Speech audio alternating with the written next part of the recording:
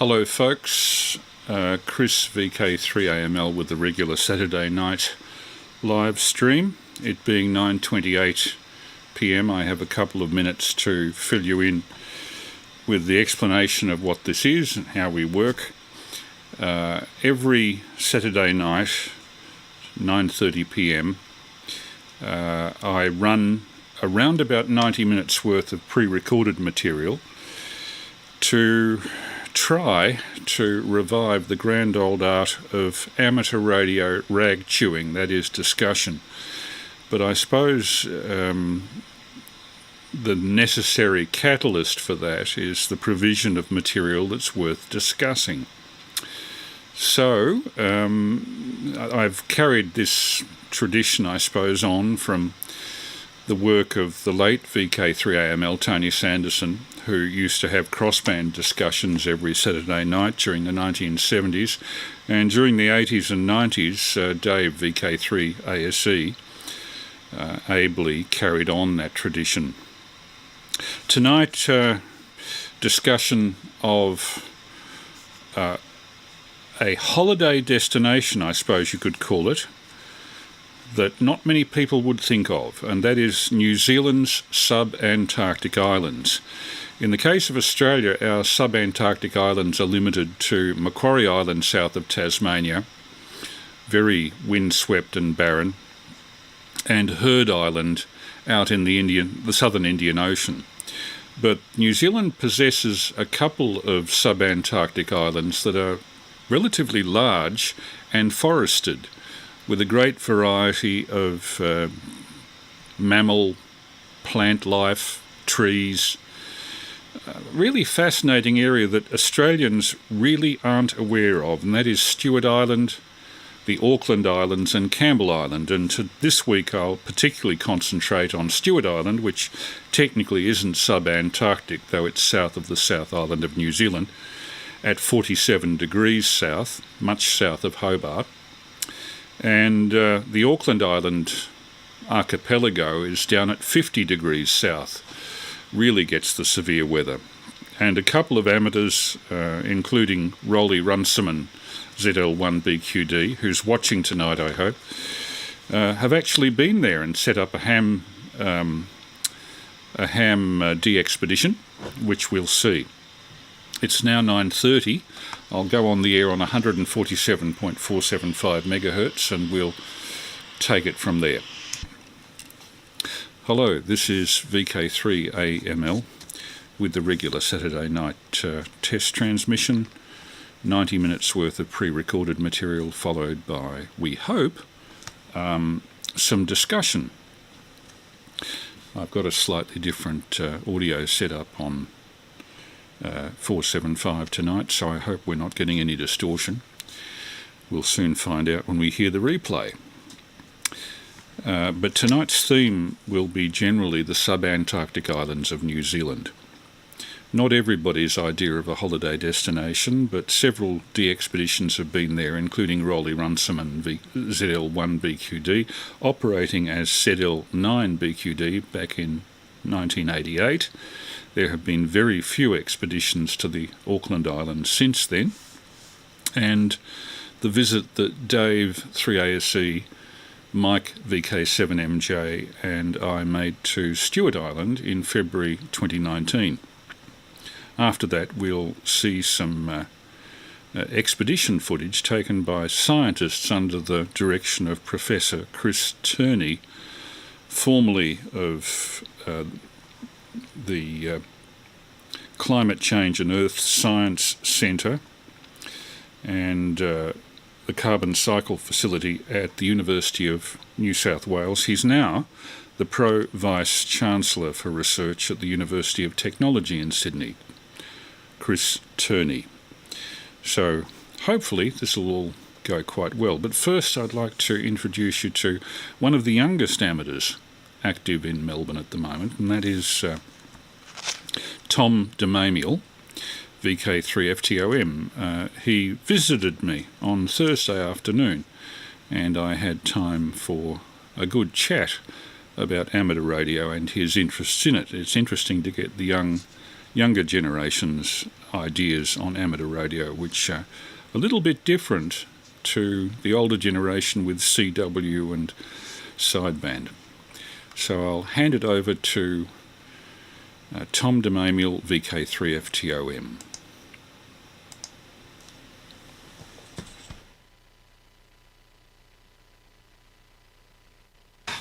Tom, how did you get into amateur radio? What exactly started you off with it?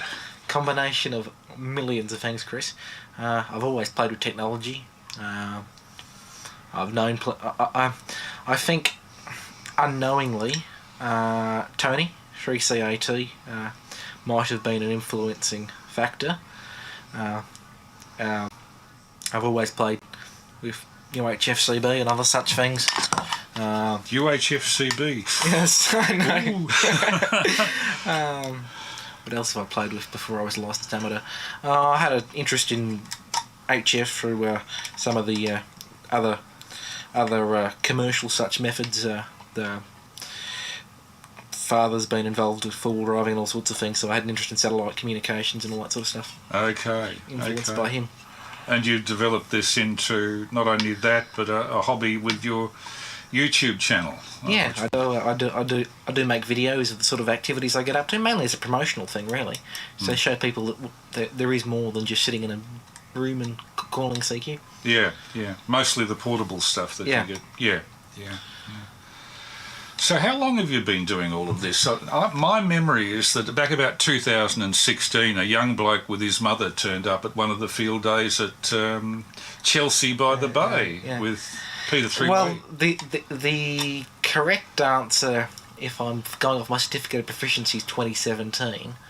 But realistically, I was on the air 1 or 2 years before that. Oh, I think we can all confess to that, and anybody who says they didn't pirate's a bloody liar. Yeah. So, did you get your licence eventually in 2017? Yeah. How old were you at that stage? I'm almost 18 now, so that makes... well, I've been a member of the EMDRC since I was 9. Gosh, so, yeah. Well, I can't do the maths, but a while ago. And I've sort of been on the air since then. But yeah, so you were about, 13, 14 when you got the licence? Yeah. Oh, okay. Yeah, that was rare in the time that I was at the same age, because at that time, unless you went for the Z call, which was basically VHF and up, you needed to get CW. Yeah. And very few people were prepared to get 12 words per minute CW, which it was at that stage. So one hopes that the F call will bring in more young people.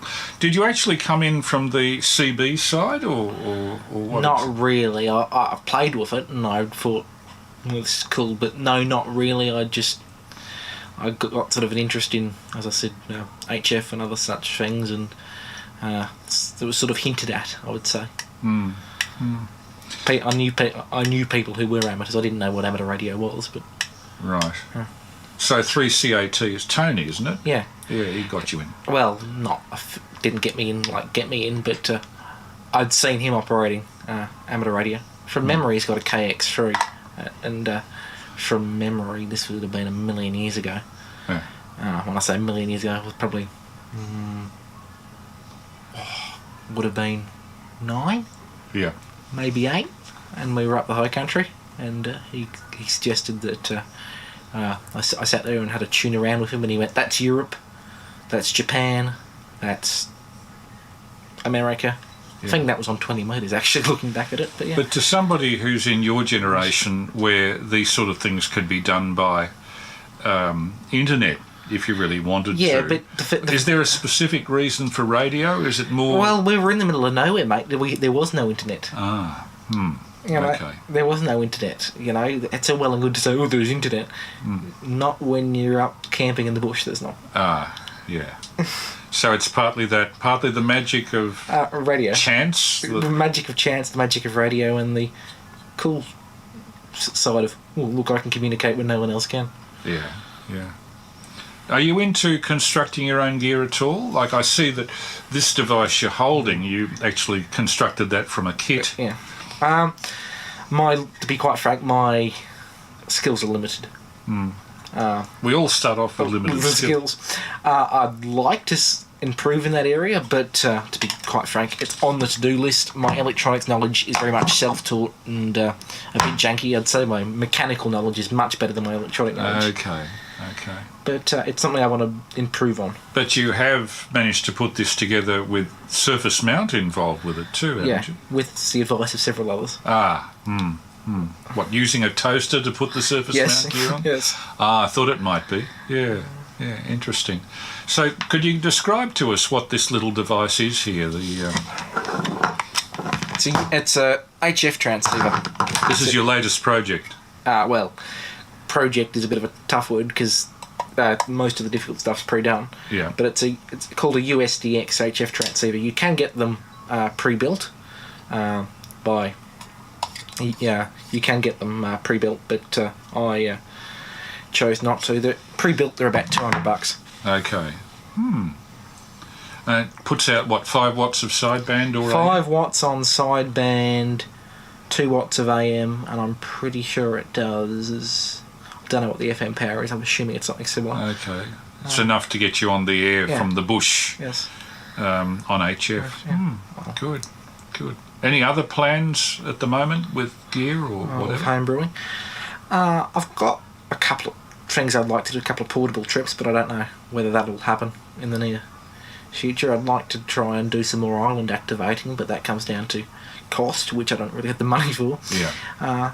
Wouldn't mind doing some more sort of SOTA style things, but the big issue I have is I like going out and operating from amazing locations in the middle of nowhere, and people go, oh, can you submit your log for SOTA or parks or whatever, and to me it's like I go out there to enjoy myself, not to do work, and cogging and doing all that. It's just like, why do I put in the effort? Well, I noticed that we were talking earlier about the problems that you've sometimes had.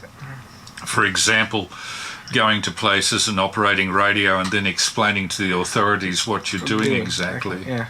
Any interesting examples of that? That you're willing to talk about? I was up Black Hill the other week and the divvy van rolled by, wondering what the hell I was doing. But nothing major. Just, what's this? Amateur radio. Okay, have a nice time. I got once or twice. I had the ranger get a bit annoyed at Gels Park a while ago, but that's pretty much sort of the extent of it. And once I believe you had a problem with a ranger on Mount Donabew of all places. Yes, they weren't too happy about the free element beam for 2 metres that I'd tied off to the... that surprises me, because I've had 13 element beams from the same tower. Must have just struck it on a day when they weren't there. Yeah. So, and how did those park, what do they call it? Parks on the Air? No, just down the road from you. You organise field days there. Yeah, Columbia Park. Columbia Park, yeah. How did that start? Mainly, it was a COVID generation. To be honest, I haven't done one in a while. But it's been a COVID thing. I just got annoyed and sick of people going, well, I don't want to do anything. It's COVID. My fear was I've been locked up for... How long were we locked up for? It was I think 6 months at one stage. Yeah, 6 months, and all up roughly 2 and a bit years. I just got sick of no amateur radio activity, and I thought, hadn't seen anyone in months, so I thought, well, if no one's going to do anything, stuff it, let's do something. Yeah, it's a good idea anyway. It seems to have roped a lot of people into it, and it got a lot of interest from passers-by in the park too, exactly. From what I could see. So congratulations on that. That's done. I must admit, when I go out portable, sometimes I set up the gear and I make one contact because I spend 90% of the time talking to the public about amateur radio. I'd say I do a lot more promotion than I do actually getting on the air. Yeah. I think the same probably applies to Peter 3YE down at Chelsea from time to time. So, how do your contemporaries regard amateur radio? Is it seen as being a bit old-fashioned? Or? Depends who I'm talking to. I've got a couple of people. I don't know whether I'll move anywhere, but I've got a couple of people who sort of lie on the fence, and I've taken them out playing radio once or twice.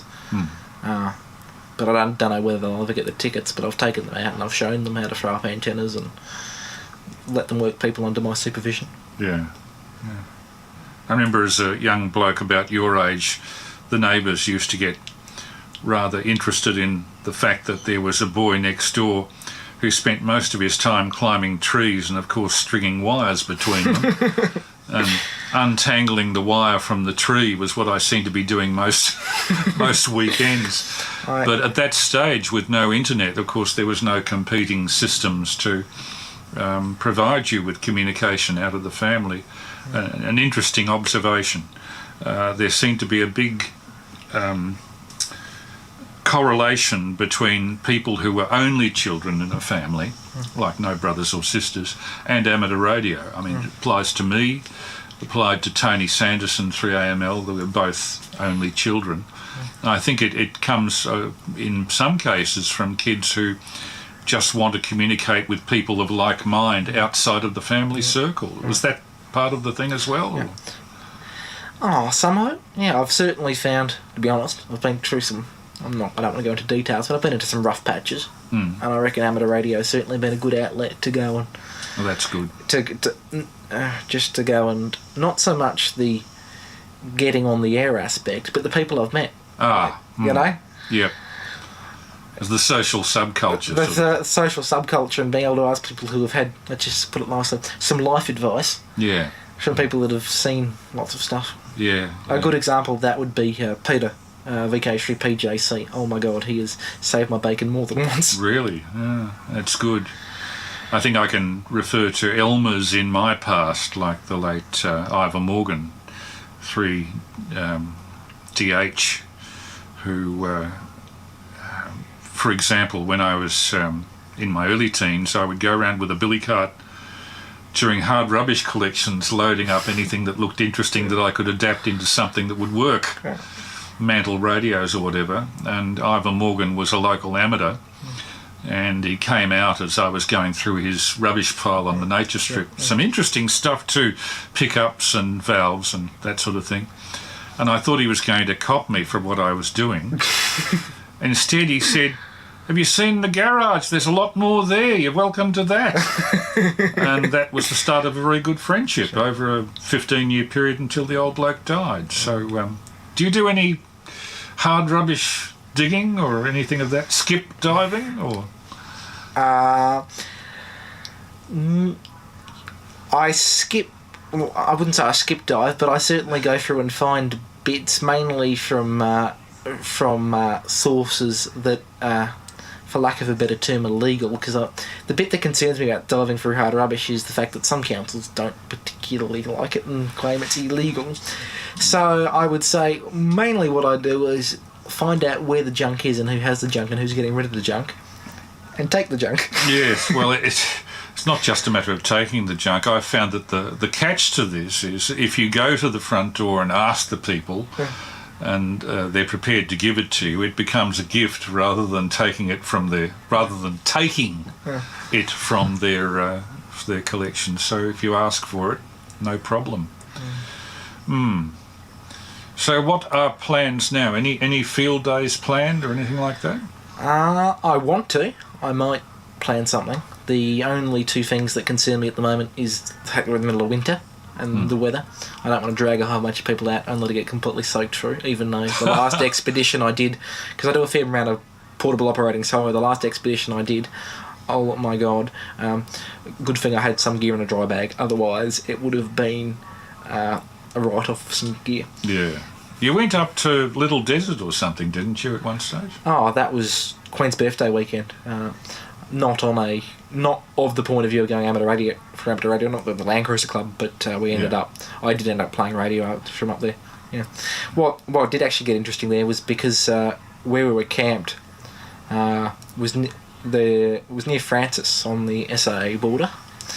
That weekend was the VK shows, and I did and ah whether to sign /5 because my transmitter was in Victoria, but my antenna coax and the trees that the antenna was actually in was in South Australia. Ah, right. Difficult to classify whether you were a VK3 or VK5. Yeah. Well, is there anything else that you'd like to say for people your own age considering getting into amateur radio? The advantages, the disadvantages? You'll meet some very interesting people. You'll learn a lot. Like most of my physics knowledge, I can tell you now, is not from school. I'm not the brightest student. It's more from experimenting going, why didn't this work? Yeah. Perhaps if you'd had the right teachers that took you to it from a practical point of view. Yes, I'm not theory-based. I'm very much, give me the bits and show me how this works. Yeah, well, certainly the amateur radio is a great thing for that. Okay, thanks, Tom. And thanks for being a part of the Saturday night missions. No worries, Chris. Tom VK3FTOM, and just about to turn 18, so he's one of the youngest of the current crop of amateurs, and certainly has been a great organiser of field days, has his own channel, his own YouTube channel. So if you want to refer to that to see the other stuff he gets up to with Pushbike Mobile and all the rest of it, look up his YouTube channel. It's under the name Ham Radio and Life. Ham Radio and Life. This is VK3 Alpha Mike Lima with the regular Saturday night test transmission. We're simultaneously live streaming. If you care to look up the live stream, you Google VK3AML 2 July 2022. That's Google VK3AML 2 July 2022, or look for it as the latest upload in my YouTube channel, which is under the name Oz Radio Historian, AUSRADIOHISTORIAN, Oz Radio Historian. Moving on now to the SUB-ANTARCTIC, Stewart Island south of Invercargill in New Zealand doesn't quite qualify for the term SUB-ANTARCTIC. The line that delineates the SUB-ANTARCTIC actually runs just slightly south of Stewart Island, but it is nevertheless the furthest south that you can go with normal public transport and still staying in touch with civilization. And in February 2019, with Mike Groth, VK7MJ from Tasmania, and Dave VK3ASE, who turned up joining us at the wharf at Bluff, New Zealand's southernmost port, we took off for Stewart Island and got a little taste of what the SUB-ANTARCTIC is like, with cushion plants, megaherbs, all of that sort of stuff. So here's just a brief resume of what we did when we got to Stewart Island, and this is a 15-minute extract from a total of about 90 minutes worth of video, which I'll have to compile in its entirety for one of these transmissions. We didn't take much ham radio with us, just receivers, because frankly we got so interested in the surroundings, the unaccustomed plants, animals, birds, and just the general feeling of the place being on the edge of civilization, the southernmost edge of Australasian civilization at 47 degrees south. We were too rapt with what we were seeing to do much ham radio, but here, nevertheless, if I can find it, is a little edited version of our coverage. Stewart Island with Mike 7MJ, Chris VK3AML and Dave 3ASC, February 2019. And there on the map, if you're watching our YouTube live stream, you'll see Stewart Island, south of Invercargill. You take a ferry across the Foveaux Strait from Bluff to the only town on Stewart Island, Oban, which has, I think, about 15 miles of road around it, but not much of Stewart Island is inhabited. This was our first glimpse of the place. From the lookout at the top of the Bluff, the port of Bluff is named that for a good reason. There's the highest mountain on Stewart Island. And there's Dave and Mike assembling at the wharf with their luggage for Stewart. Mike had only been to Invercargill once before, turned back because the weather was so foul. We had an unprecedented heat wave for this area. The temperature actually got to 18 degrees. Mind you, we're a long way south. There's the ferry. And here's the ferry terminal at Bluff. This is at the height of the summer season, and these are mostly hikers and people like us who are just interested in seeing what the edge of civilization was like. There's Mike waving, and this is what happens when you try to stand up for the call to the boat. And yes, I was egotistical enough to take a selfie. You can see Mike and Dave not terribly impressed in the background. Departing the wharves at Bluff. Now normally this is a very rough crossing, but we had it almost as calm as a mill pond. There are plenty of little islands in the Foveaux Strait to look at as well. The Foveaux Strait separates Stewart Island from the southern end of New Zealand, and there's the highest mountain on Stewart, Mount Anglem. Just rounding the final headland to come into the only port on Stewart Island, Oban. Virtually the only civilization this far south. We found that food was about 20% more expensive at Oban than it was at Invercargill, but that's to be expected. There are compensations for being there. Most of Stewart Island, which is about a quarter of the area of Tasmania, it's quite large, is trackless. Only foot tracks, no roads, just roads around this little settlement, and that is it. So these holiday houses are about as far south as you can buy land and put up a house in New Zealand. 47 south latitude. And because it's so far south and the last port of call, there are a lot of little boats tied up there that use this as their base. Coming into the wharf at Oban.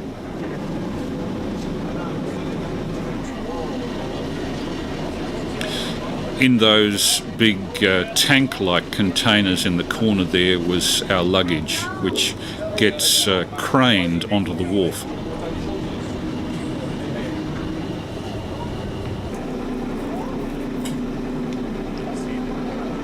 Disembarking. This is VK3AML with a regular Saturday night test transmission. And there's Mike with his backpack on, Mike 7MJ. We immediately went up the nearest lookout, which is at a place called Observation Rock. Around about 150 metres above sea level. It gets a magnificent view to the south, and on the far side of Patterson Inlet at the background, quite uninhabited, and there's nothing there until you get to Antarctica over those mountains. Just trackless bush. Over there in the distance was an ocean liner, and you can imagine how the number of people out of that swelled the local population. There's one of the ferries to Ulva Island, a little bit south of the port of Oban, and we were bound there to have a look at the southernmost bird sanctuary in Australasia, the whole of the island of Ulva, U-L-V-A. And in the distance now you see Ulva Island. This is in the morning of our departure. Absolutely phenomenal weather for this part of the world. You expect it to be drizzly and high wind. It was calm as a mill pond that morning and reasonably, well, not warm, but it certainly wasn't cold. This morning, now as you can see, it's lovely and calm, so we've got a great day for travelling on the water. However, seeing as we are on the water, technicalities I need to cover. Life jackets on board this vessel are located under the two seats directly inside the back door. Very simple vest style jacket. You do not have to wear them, but I have to let you know where they are. So that's where they are, and hopefully we hear nothing more about those. Beautiful wood pigeons. And so we set off across, I think it's called Patterson Inlet.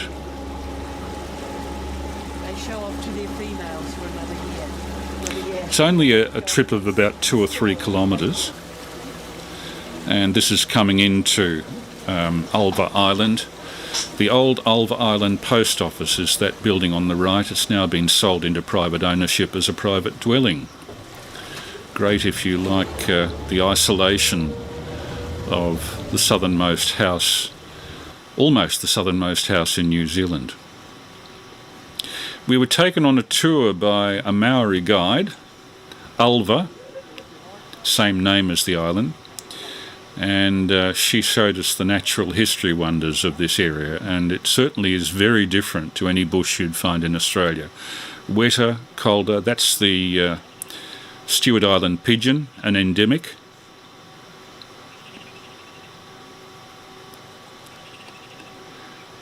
And this is typical of the bush there, although it's not often seen in this degree of sunshine.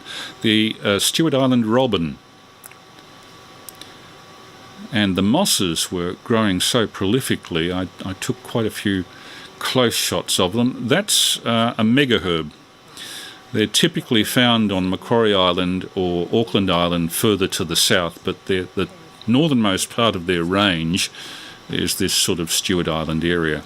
Now we're coming out onto a beach at the south side of Ulva Island, and this is basically as far as you can go to the south in Australasia. A couple of flightless birds there. I think they're called kakas. I thought at first they were kiwis, but no, there are flightless birds in that part of the world apart from the kiwi, and there's one. Cute little fella. Rootling about among the seaweed. This is called Boulder Beach, south side of Ulva Island. So we looked across. Well, people, this is as far south as I've ever been. My entire life has been north of this point. We're at 47 degrees south. This is the south side of Ulva Island, and this is as far south as we can go without hiring an Antarctic vessel, basically. So quite something to think about. I rarely take a selfie, but this is an exception that I make. Just to prove that I'd been there. And we looked across at completely uninhabited country, and Dave, there with the blue t-shirt, said to us afterwards, one of these days I'm going to go further south on an Antarctic ship. I wonder if he'll achieve that. It isn't cheap to get further south than this, but some amateurs have done it. And notable among the amateurs that have done it is Roly ZL1BQD. In 1988, with two other amateurs, he managed to get permits. In those days, it was just possible to get a permit to go to the Auckland Islands, 470 kilometres south of the South Island of New Zealand. These days, with the restrictions due to biological isolation of the Auckland Islands as a sanctuary, it's virtually impossible to get permission to go down to that SUB-ANTARCTIC group. But it is a very impressive SUB-ANTARCTIC group, as Roly and his comrades found. They prepared fairly expensively and extensively for the trip, went from Bluff Port, just as we did. So I'll take you back to 1988, and I'll put you in the hands of Roly, ZL1BQD, and this is with Roly's permission to use from his site. Auckland Island Expedition 1988.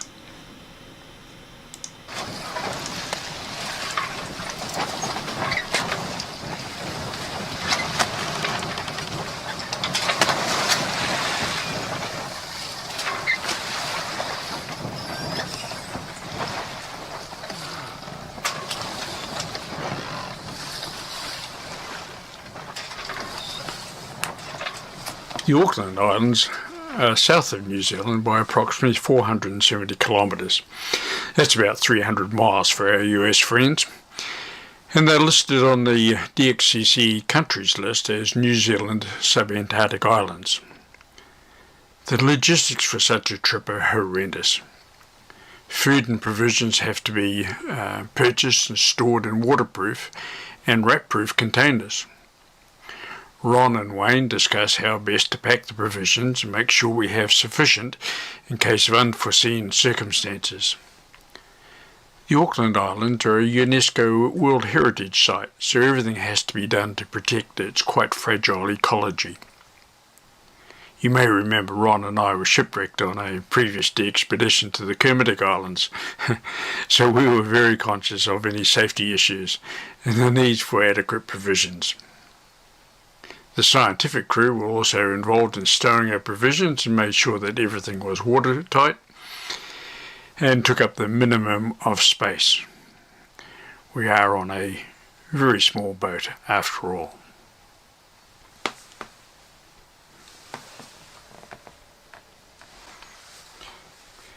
Now comes the task of loading the all-important ham radio equipment. Several of the local ham radio community turned up to the QTH of ZL4BO to help us pack a truckload of gear to take down to the boat for loading. The beams were kindly donated by JA1BK, and some of the radio transceivers were supplied by ICOM. We have to make sure that we take everything we need, and probably more. There are no hardware stores or electronic outlets on the Auckland Islands we can visit.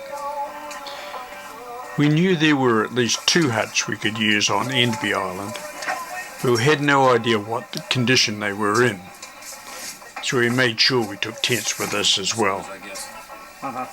There's certainly no power on the island, so we had to take 2 generators, and of course as much fuel as we were able to carry.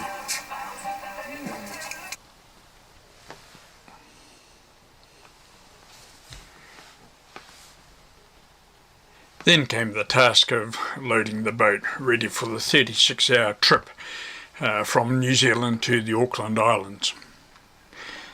The boat skipper is a commercial fisherman, so he was keen to see what fishing would be like so far south, so all his gear had to be stowed as well.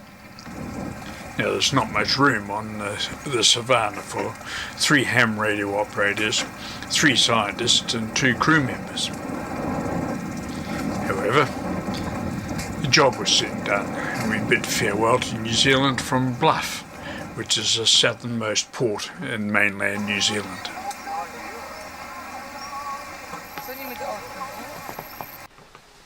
After 36 hours of very heavy seas and large swells, we finally made it to Enderby Island, which is the northernmost island in the Auckland Islands group.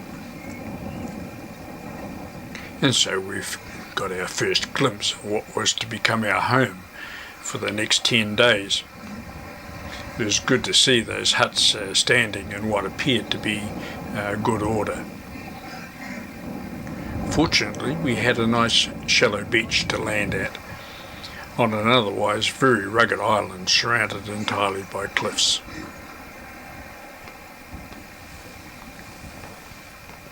The scientific party were the first to go ashore and test the lay of the land. And so began the day of transferring all our gear and equipment ashore by using the dinghy to set up our base, consisting of 2 huts and a couple of tents. We were greeted by the local population of sea lions and escorted ashore. They're certainly very curious animals, but had to be treated with a lot of respect, as they didn't really want us invading their beach and disturbing their otherwise peaceful lives. The rest of the day was spent transporting all our gear from the savannah to the beach, and then carrying it all to our huts and soon to be erected tents.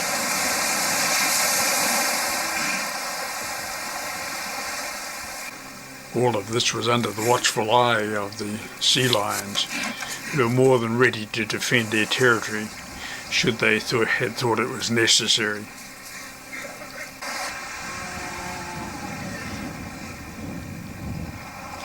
We were very grateful to the scientific party in helping us get everything ashore and gradually set up a base from which we could operate. We had 2 huts to our disposal, and we had to put up tents as well.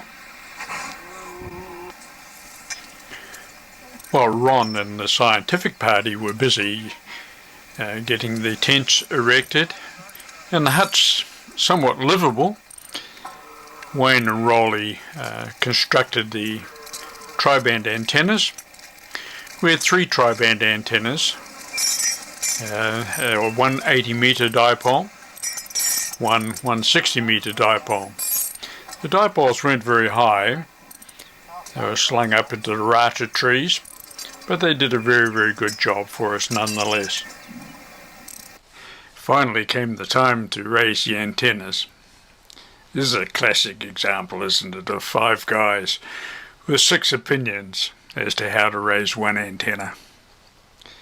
You'll hear the suitable commentary from the sea lions and the seagulls in the background. I'll just let the video run and you can make your own mind up.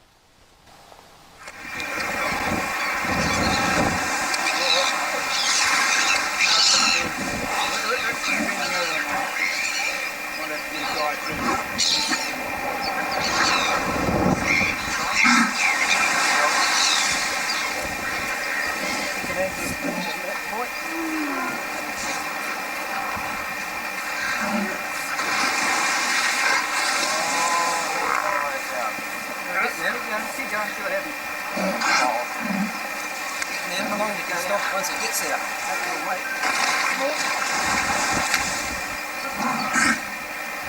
We're going slowly.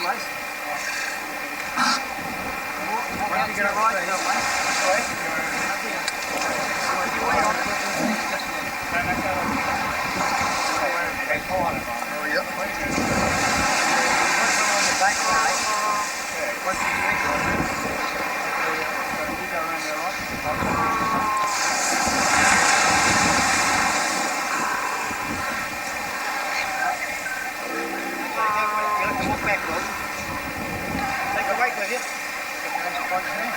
Your anchor point's all the way. Yeah. What you want is this is the peak, and that your poles are going to pull out.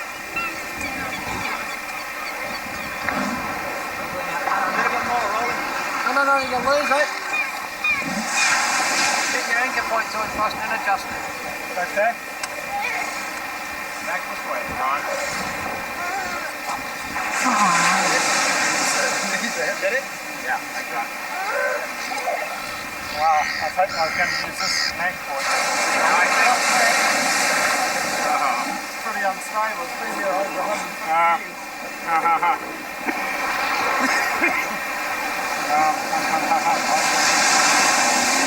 years. It's a good thing that they were working without wind at that stage. I think...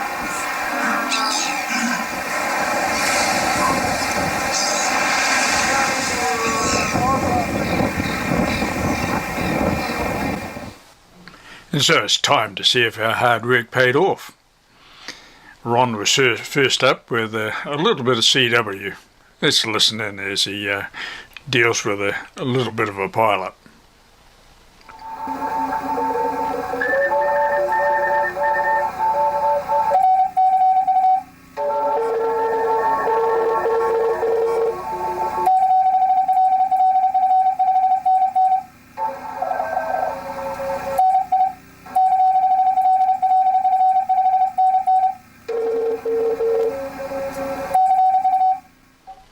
Now that was just a little bit of a teaser. We've got more Ron operating at the end of this video. Sadly, Ron is a silent key now, so I've made the end of this video a little bit of a tribute to Ron, and we'll have an extended session of his CW prowess, and I invite you after the at the end of this video to listen in. See if you can hear the stations that Ron hears. If not, what stations are you hearing? And I invite you to put your comments below as to what stations you heard and what you could pull out of the pileup. Anyway, more of that later. Right now, let's have a little bit of a look around the island, shall we, and see what else is on this fantastic little island in the Auckland Islands. The sea lion certainly dominated the beach, and we always made sure that we kept on the uphill side of the sea lions. They can remove remarkably quickly indeed. The best idea is to keep well away from them. Leave them to their own devices. Leave them to lie in the sun and of course defend their territory.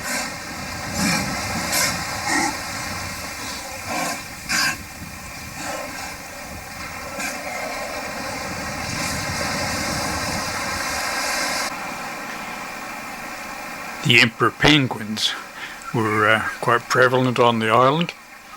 They love to come ashore and make their nests in the rata forest, and it's quite often you come across one of these little fellows as you're walking around the island, and a curious little bird.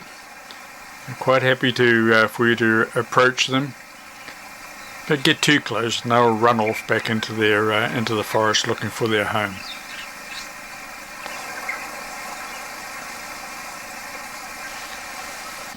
And here is a shot looking back to our QTH from across the island. You can see in the background there the 3 antennas that we had erected. And then we pan around the bay and see some of the outer islands. I think that is Adams Island in the background there. And then the main Auckland Island. In the meantime, I wonder what's happening back at base. QSL. URZ, ZL0AF set, portable 9.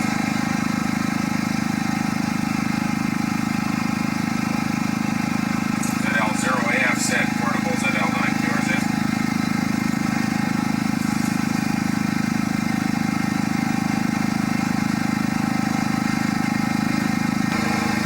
Okay, 73 Harry. What was the other station for the QSY to 10?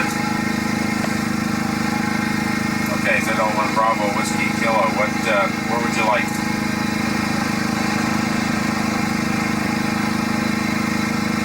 Okay, 28-400. We'll see you there. ZL0AF set, portable 9. ZL1 BWK. ZL1 BWK. ZL0 Alpha Foxtrot Zulu, portable 9.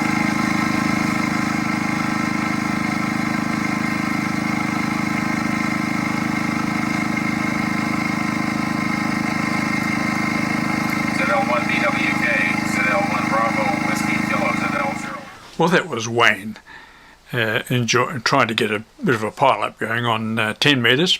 Obviously a little bit quiet at that time. We'll join Wayne a little bit later on. In the meantime, back to the scientists. I wonder what they're up to. One of the things we did with the scientists was to help them out in their scientific work. And one of the things was trying to band some of the skewers on the island for their scientific research. Well, how do you catch a skewer in order to band it? Now, that can be quite a challenge. Let's have a look and see what happens.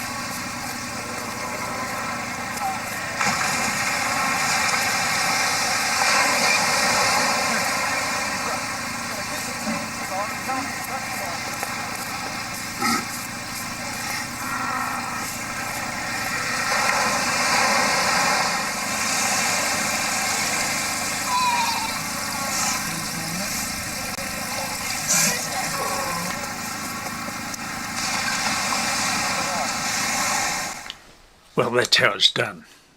Now you know how to catch a skewer and band it if you should have to do that at some time. In the meantime, let's check back to base camp and see what's happening there again. 59, you're 5 and 3, 53. Much alarm area here. Whiskey 6 Papa, Quebec Sierra, QSL. Whiskey 6 Papa, Quebec Sierra, thank you. QRZZL9, Bravo, Quebec Delta, 300 up.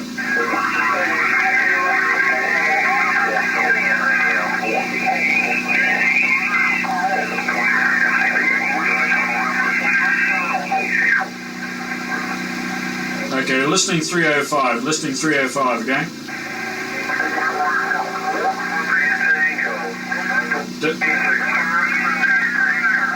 WA6, Fox Italy Tango, 509.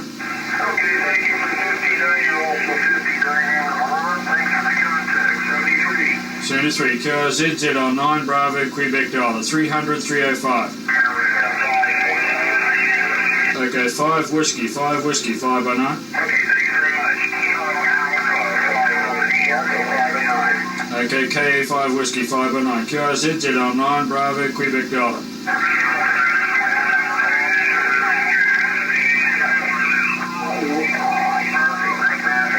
And Nancy Mike Nancy, 509.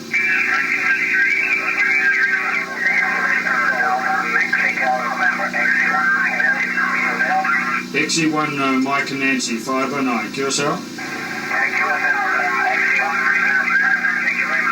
QRZZL9, Bravo, Quebec Delta, 300, 305.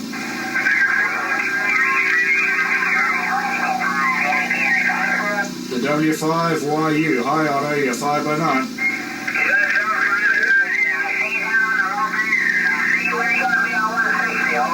I knew you were going to ask that, Otto. We're going to be on 160 when the tide comes in, okay?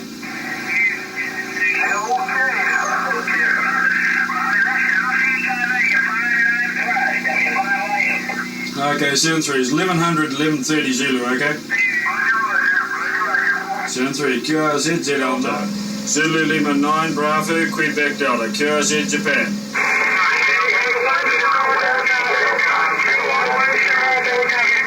JA1 Sugar Delta Victor 5x9.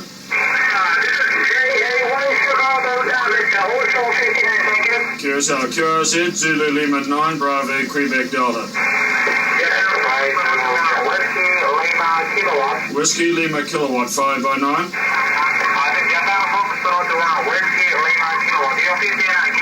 QSL QRZ ZL9, Bravo, Quebec Delta.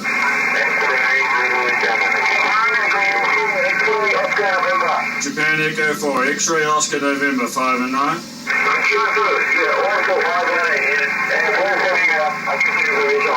Okay, Zulu Lima 1, Bravo, Quebec Delta, QSL. QRZ ZL9, Bravo, Quebec Delta.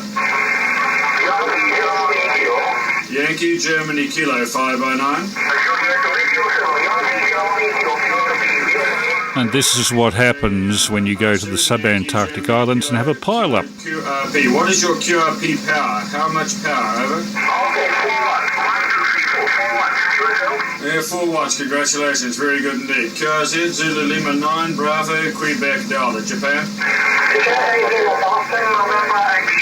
JA0, Boston, November X-Ray, 5 and 9. Okay, thanks very much. You're also fine, thanks. QSL, QRZ, ZL9, Bravo, Quebec Delta. X-Ray Zulu Germany, 5 by 9.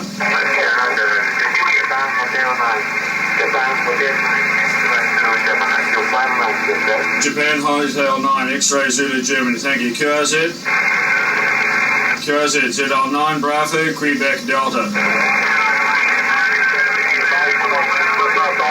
Mike November Papa, Mike November Papa, 5 by 9. Japan America 3, Japan America 3, Mike November Papa. You also 5 thank you. Okay, QSL, QRZ, Zulu Lima 9, Bravo, Quebec Delta, Japan.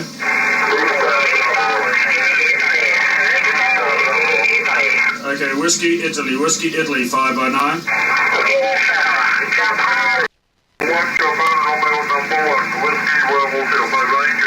JR1, Whiskey Bromeo Sierra, you're 5 by 9. QRZ, ZL9, Bravo, Quebec Delta. Victor Bravo 5 by 9. You also 5-9, Japan, Italy, Bravo, are you going 10 meters? Go ahead. Juliet Italy 1, Victor Bravo will be 10 meters in 1 hour time, 1 hour. QSL? Right, thank you. QRZ ZL9 Bravo, Quebec Delta.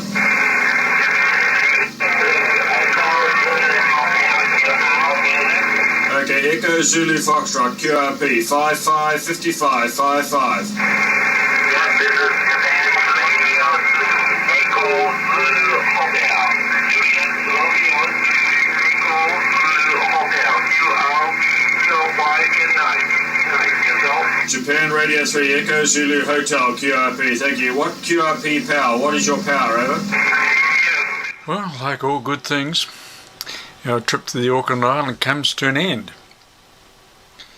But as promised, here's a clip from Ron, Z01AMO, busy at CW. See how you make out with the calls that you can decipher, and whatever you can decipher, put down in the comments below. Now, if you like this video, please subscribe. Ring the little bell and I can let you know when I'm out on my next DXpedition. Please like the video and share it amongst your fellow ham radio operators. So until next time.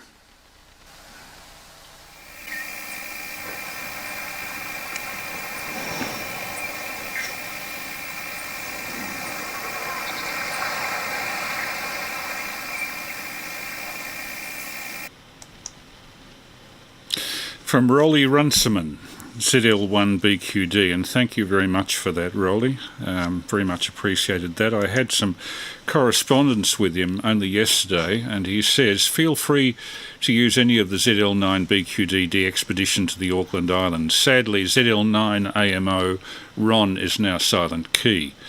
Wayne ZL0AFZ N7NG was one of the big shots at ARRL for many years. Feel free to do what you can with the video and audio. The material was originally recorded on Auckland Islands using my Sony 8 Video 8 Handycam. Then 32 years later, I found a company here in New Zealand that could digitise it for me. Unfortunately, the tapes were in very poor condition with quite a bit of mould, so I'm grateful for the little that I have for sure. Gaining a licence for ZL9, that is the SUB-ANTARCTIC Islands, is relatively easy. Every ZL has it by right. But gaining a landing permit for anywhere in the Auckland Island group nowadays is all but impossible. Even way back in 1988 it was difficult, but we took a scientific crew and a couple of guys from the Department of Conservation with us. So the three ham radio operators provided comms as and when needed. We had a lot of time on our hands, so what better way than to fill the time with ham radio QSOs. We were certainly kept busy as the Auckland Islands were number 4 on the most wanted countries list at that time. The likes of 10 metres was open 24/7. This is back in 1988. So we could work the USA and JA for literally hours on end. Africa was the most difficult, trying to work them directly over the South Pole. The DOC guys were interested in the penguin population, so part of our duties was to do a penguin count morning and evening, comparing numbers that went out to those that returned.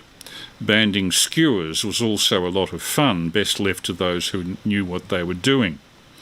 There was a rabbit population at the time, but they've now been eradicated along with the rats and stoats, and now the islands are well and truly locked up legally by the Department of Conservation, and hence it's very difficult to get down there now.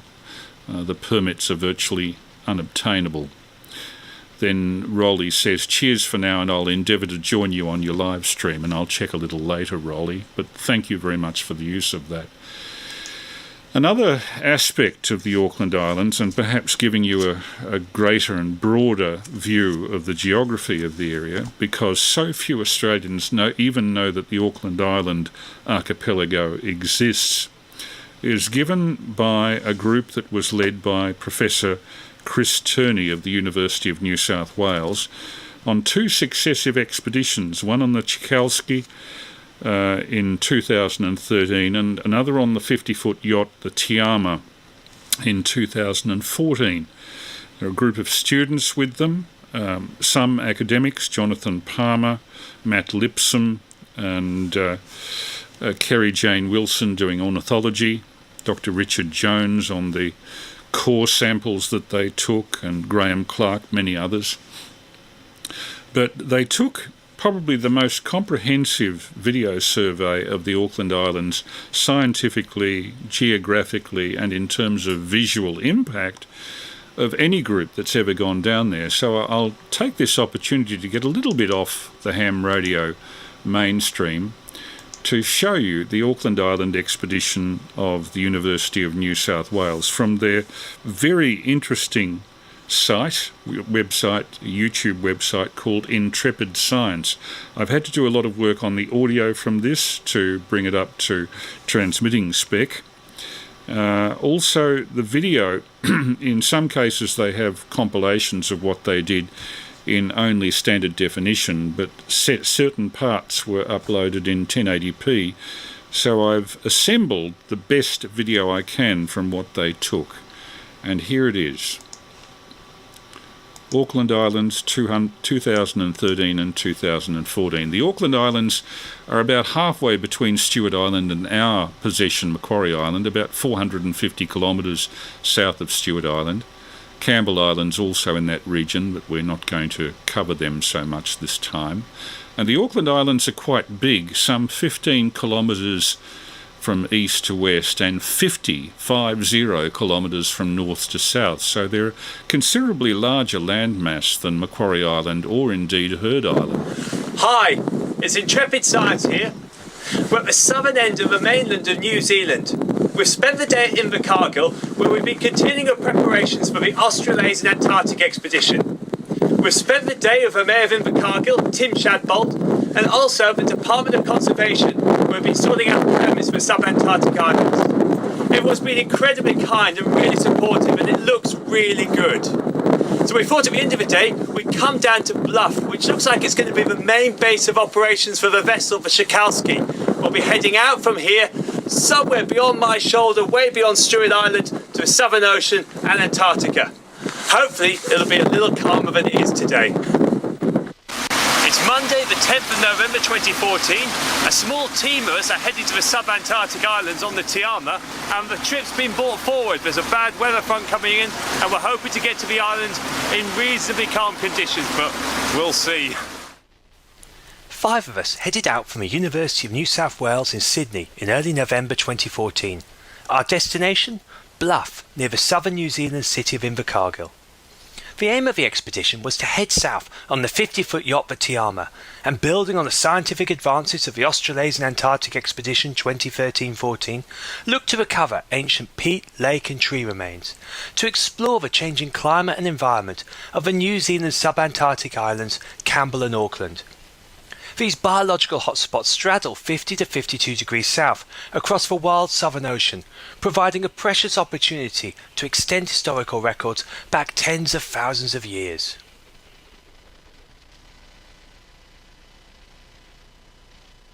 So how are you feeling about it, Matt? Slightly nervous. You can ask me again in 24 hours. I think it's going to be good though.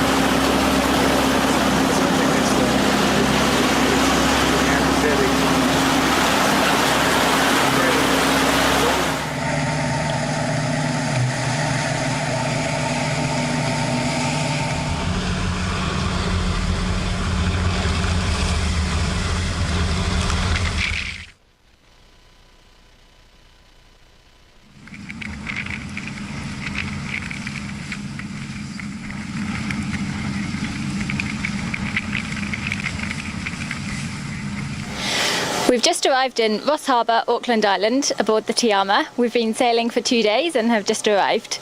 So I'll give you a tour of our boat. So this is the back of the boat, the steering wheel, down in the hold, coming inside with the instrumentation, and down the steps into the main hold. So berth number 1 is in here. It's pretty small. There's 2 bunks there. That's for Jonathan and Pavla. Coming around here is the captain's berth and our leader, Chris Turney. Hello. Quite cosy quarters. Coming through now into the galley. This is where we cook all the food. Hi Zoe, had sharpened the pencils. We had a great pancakes for breakfast prepared by our captain. Around here is our seating area.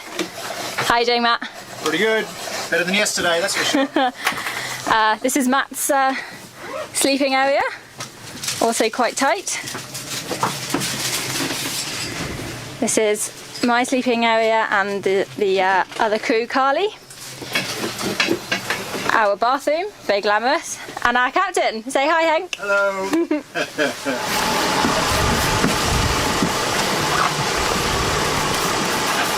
Shiny new boots for this one, eh? Yeah. That's a newbie. That might be a newbie on the block. I reckon, eh? They've all got new boots except me. Except you. Oh, You're an embarrassment. I'm the embarrassment. This level of quarantine is now observed by everybody who goes to the island, and it's probably one of the things that limits the ham radio side. It's enforced quite strictly. It's like the king, Spectre. Clean your boots!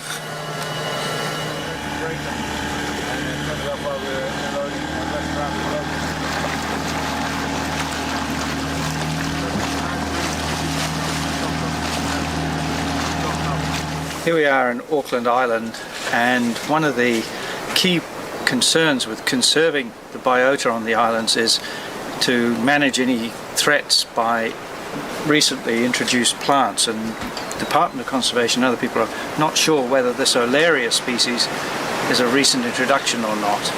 So here we are putting tags on just a few trees, measuring the diameter and getting the public to help by doing remeasurements to give us an idea of how fast these trees are growing.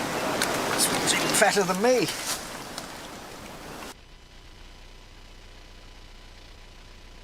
Okay, so this is my berth. I share with the crew, a girl called Carly, but it's very close, so in order to get from my bed I have to climb up onto Carly's into mine.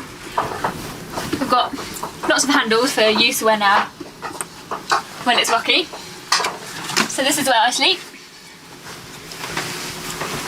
Got this to stop me falling out when the boat is rocking, like it was for the last 2 days. And other useful things that you would not have in a normal bedroom. So here we've got a little pouch for important things like hairbrush, phone, tissues, the all-important travel sickness bag. Useful to have that handy. A handy little lamp, just a touch lamp for when you want to get out of bed quite quickly.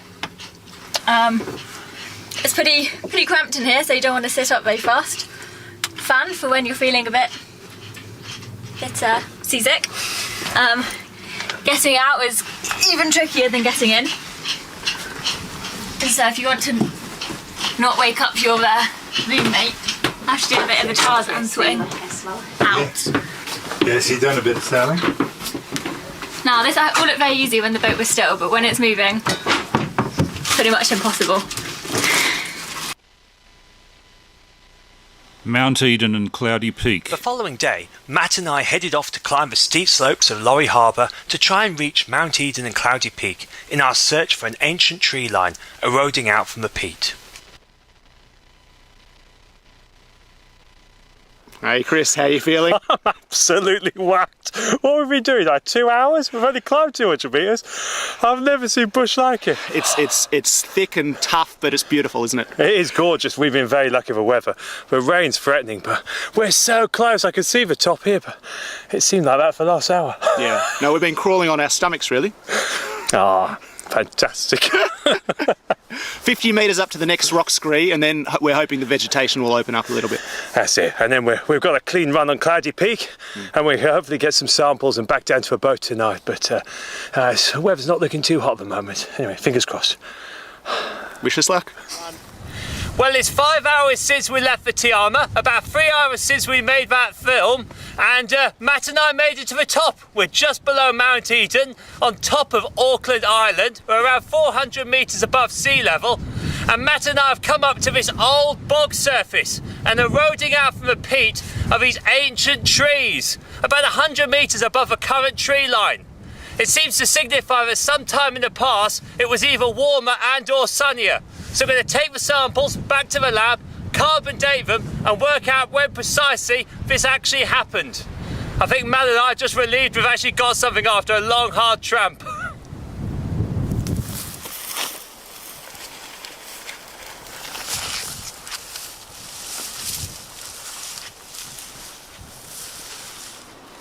Tiama, this is Cloudy Peak, over.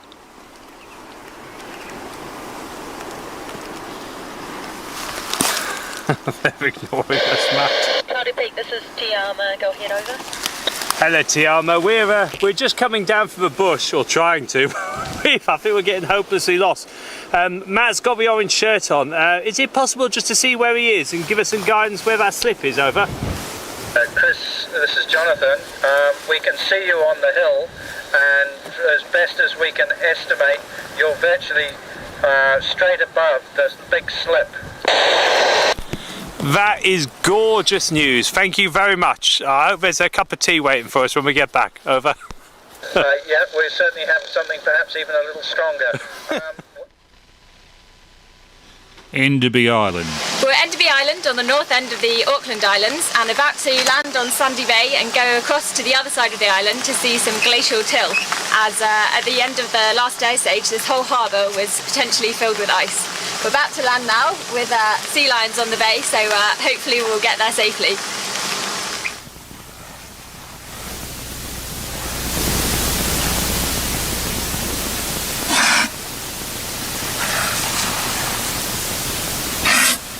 We made it past the sea lions and now we're at the north coast of Enderby Island.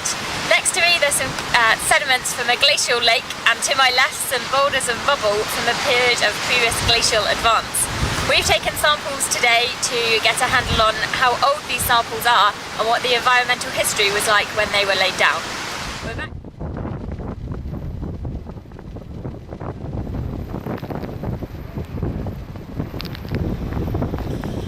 Not exactly a holiday destination, as you can see from the appalling weather. Dee's Head, November 2014. Well, we're here at Ross Harbour. There's a low that's passed over. It's a really quite intense low, as you might be able to see just behind me. We're going to go over to a place called Pillar Rock, just beyond Dee's Head. And supposedly there is a glacial deposit. And we're going there to sample and hopefully tie that into Enderby Island, where we were yesterday. And we're travelling really light, so we're not going to take the video camera because we've got to somehow get across this water in one piece.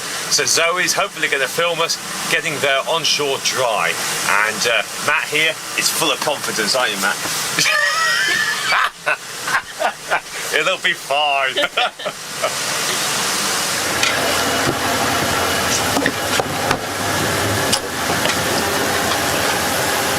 Thanks, Carly. See you soon. Yeah.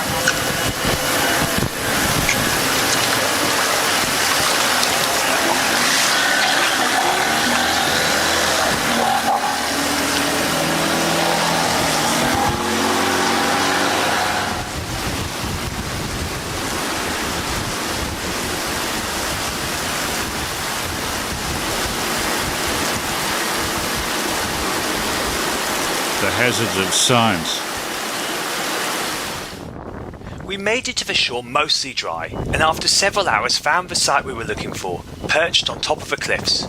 We didn't have a video camera with us, so Matt took this film footage with a Samsung phone, hanging on for dear life. We got it!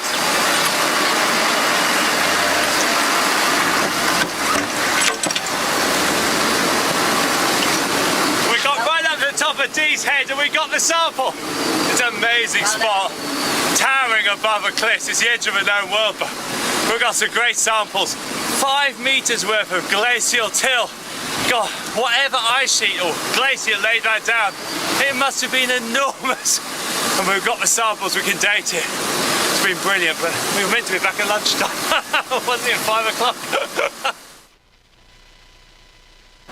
Here we are in the lovely Auckland Islands, SUB-ANTARCTIC, and I'm sitting against, right next door to a Dracophyllum.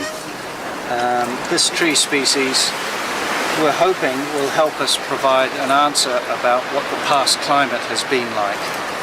Tree rings are a well-known tool that can be used to help understand past climate. By that I mean some species faithfully record the climate conditions that they endure. So good years they put on wide rings, bad years they put on narrow rings. So we're hoping the Dracophyllum will help fill in a story back in time as to what's the environment's been like here. How do we get a sample? This is what I'm going to show you. We use a thing called an increment borer. It's quite a simple tool. It's got a tray or a spatula, which we'll see how we use that later. And then we have the steel tube. It's about 5 millimeters in diameter, and we basically just wind this into the tree. Being so small, only about 5 millimeters, it doesn't actually harm the tree, and the tree is well able to cope with minor irritations like a small hole that's put in the tree trunk. It often suffers far worse damage by limb breakage or root wrench or pathogen attack than a borer hole. So it doesn't affect the tree, us coring. To take the core, we place it against the tree, we try and eyeball where we think the center of the tree will be, and then we press and we start to turn without jiggling it too much. So we're turning and pressing to try and get the borer started. Once it gets started, life gets easier. Pressed into the tree, now I can, with a balance with both hands, turn it, wind it in, enabling us to take a core sample. This might take a little while.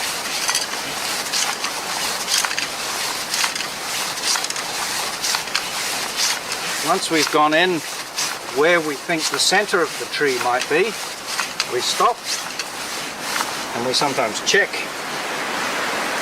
placing the spatula upside down, push it until it touches the bark, carefully pulling it out, keeping there, checking the distance. Looks perfect, so the core in there looks good. We then slide it underneath, all the way up to there, wind it back a turn, and then pull it out. And hopefully on here you'll see the core sample, which we've taken from the tree.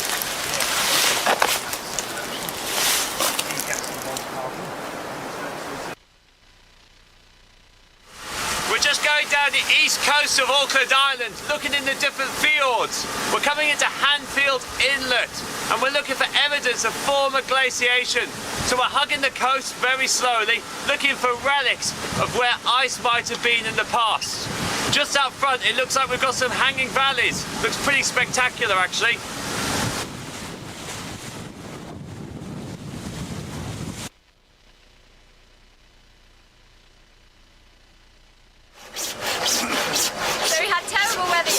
But we've got sunshine today, which is great, and now we're going up to the hills up there to see if we can find evidence of past glaciation.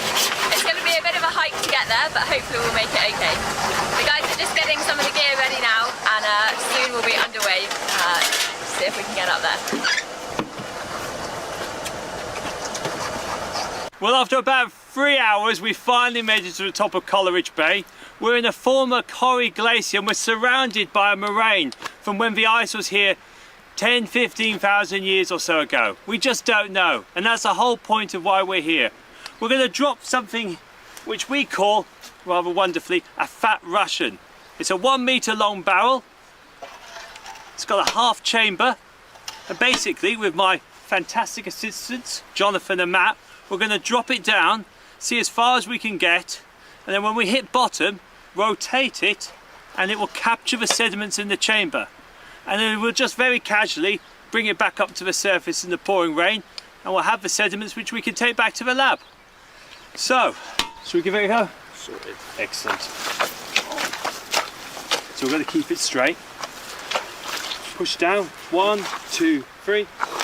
Oh, that was nice and easy. 1, 2, 3.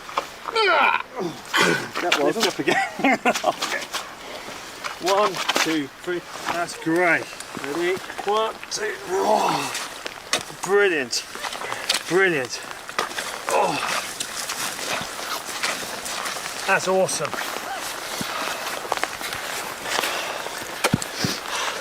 That's a 167 centimetre core right in the moraine above Coleridge Bay. And as you can see, it's gorgeous weather. Isn't it gorgeous weather, Matt? You live in the dream, wouldn't you? Jonathan's happy. Even Pavla's happy, but Pavla was happy walking up earlier.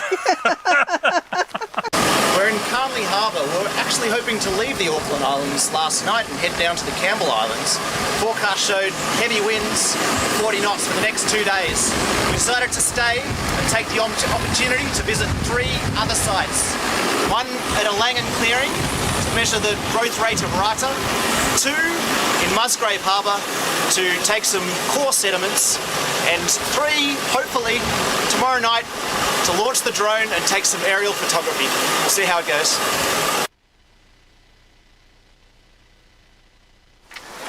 Here we are in Auckland Island on the north arm of the Carnley Harbour, and we're at one of the historic sites. This particular site was used by a German freight ship at the outbreak of the Second World War. They found themselves in the predicament of having to make a run for it, otherwise being impounded. So they came to Auckland Island. They came here to 2 different locations and actually cut down some of the rata trees for fuel wood for its steam engines. And we're here looking at that site, and we're also taking some measurements of the trees that they cut to see how quickly they have recovered, to get an idea of a growth rate of the species. So I'm standing here by a large old stump of a rata, a Metrosideros species, the southern rata of New Zealand that occurs quite extensively on Auckland Island. And what we've got here are obvious signs of cutting of a big old rata tree, and then subsequently, after they took the timber, we've got regeneration going on, and we've got several different species sprouting up, including the rata itself. So on some of these stumps we're finding other species have established on the raised ground that the stump provides, such as a pseudopanic species. In other places it's a dracophyllum that's managed to establish, and also some rata. Sometimes it might have just been a sprout that's coppiced from the old trunk, or it might be a seedling.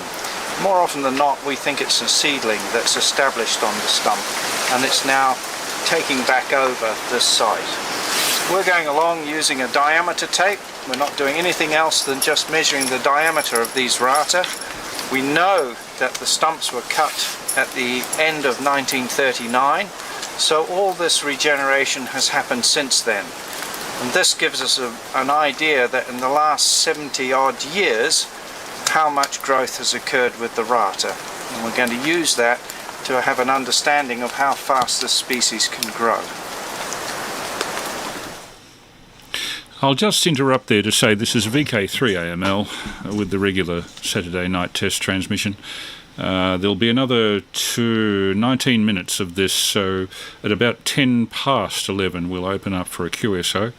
At the moment we're doing the tour of the Intrepid Science Australasian Antarctic expedition of 2014, when Professor Chris Turney of the University of New South Wales headed an expedition to the Auckland Islands, probably the largest of the SUB-ANTARCTIC islands in the Australasian region. Very few Australians know about the Auckland Islands. It deserves a greater knowledge.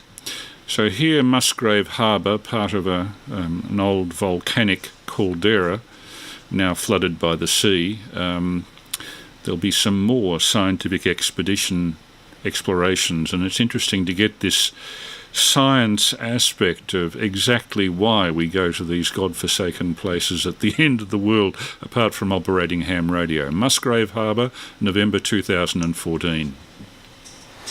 Well, the weather's improved. It's no longer blowing a gale. The wind's dropped quite a bit. And with any luck, we'll be able to sail to Campbell Island tonight. In the meantime, we've come into Musgrave Harbour. We've walked up at this spectacular backdrop behind us. And we're coring within the terminal moraine to see if we get the same sediments that we got over in Coleridge Bay. So we're testing the idea of the retreat of the ice at the end of the last ice age. The wind's still about a little bit at the moment. Hopefully it's going to drop down a little later, enough for Zoe to get the drone up. But in the meantime, we're going to drop a core and see what we find. And here's a time lapse of them dropping that core. Middle of nowhere, on the middle of Auckland Island's main island. Oh, lovely. That is lovely. Well done, guys. So this is very inorganic, cold environment. Oh, lovely. And then over time, in this lake, it's got more and more organic, more productive, it goes browner, and until eventually it transitions into a peat bog. So that is an awesome core. 2 metre depth, and we can date the beginning of the organics to get a minimum age for when the glacier retreated. So, great job, guys. Let's bag it. Flying the drone. So the winds have dropped a little bit this afternoon, so we're able to fly the drone. We're at Musgrave Harbour and we're attempting to do some aerial mapping of the moraines. I'll give a demonstration of how it's launched.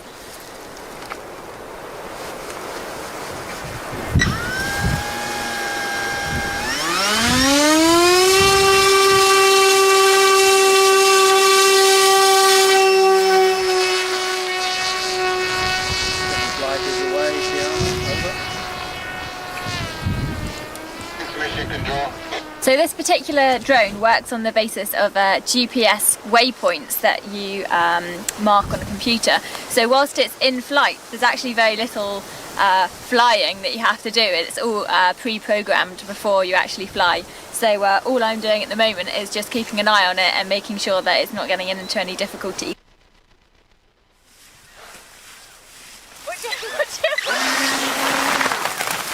Yeah! Well done.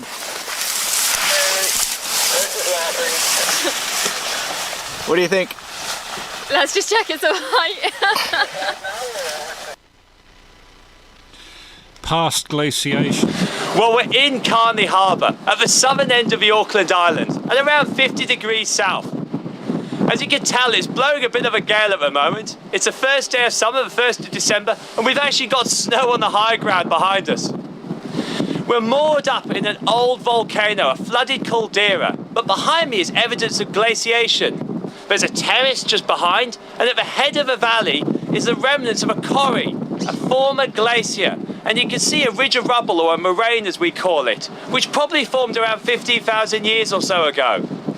The aim today is to send a team up into the back of that valley and core behind the ridge of rubble, behind the moraine, to see if they can get sediments that preserves a record of environmental change over millennia.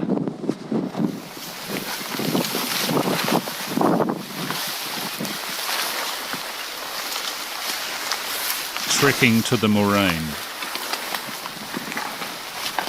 As you so can we're see, up here, we're en route to Lake Spate, and we're having a look at these interesting glacial features we've got here.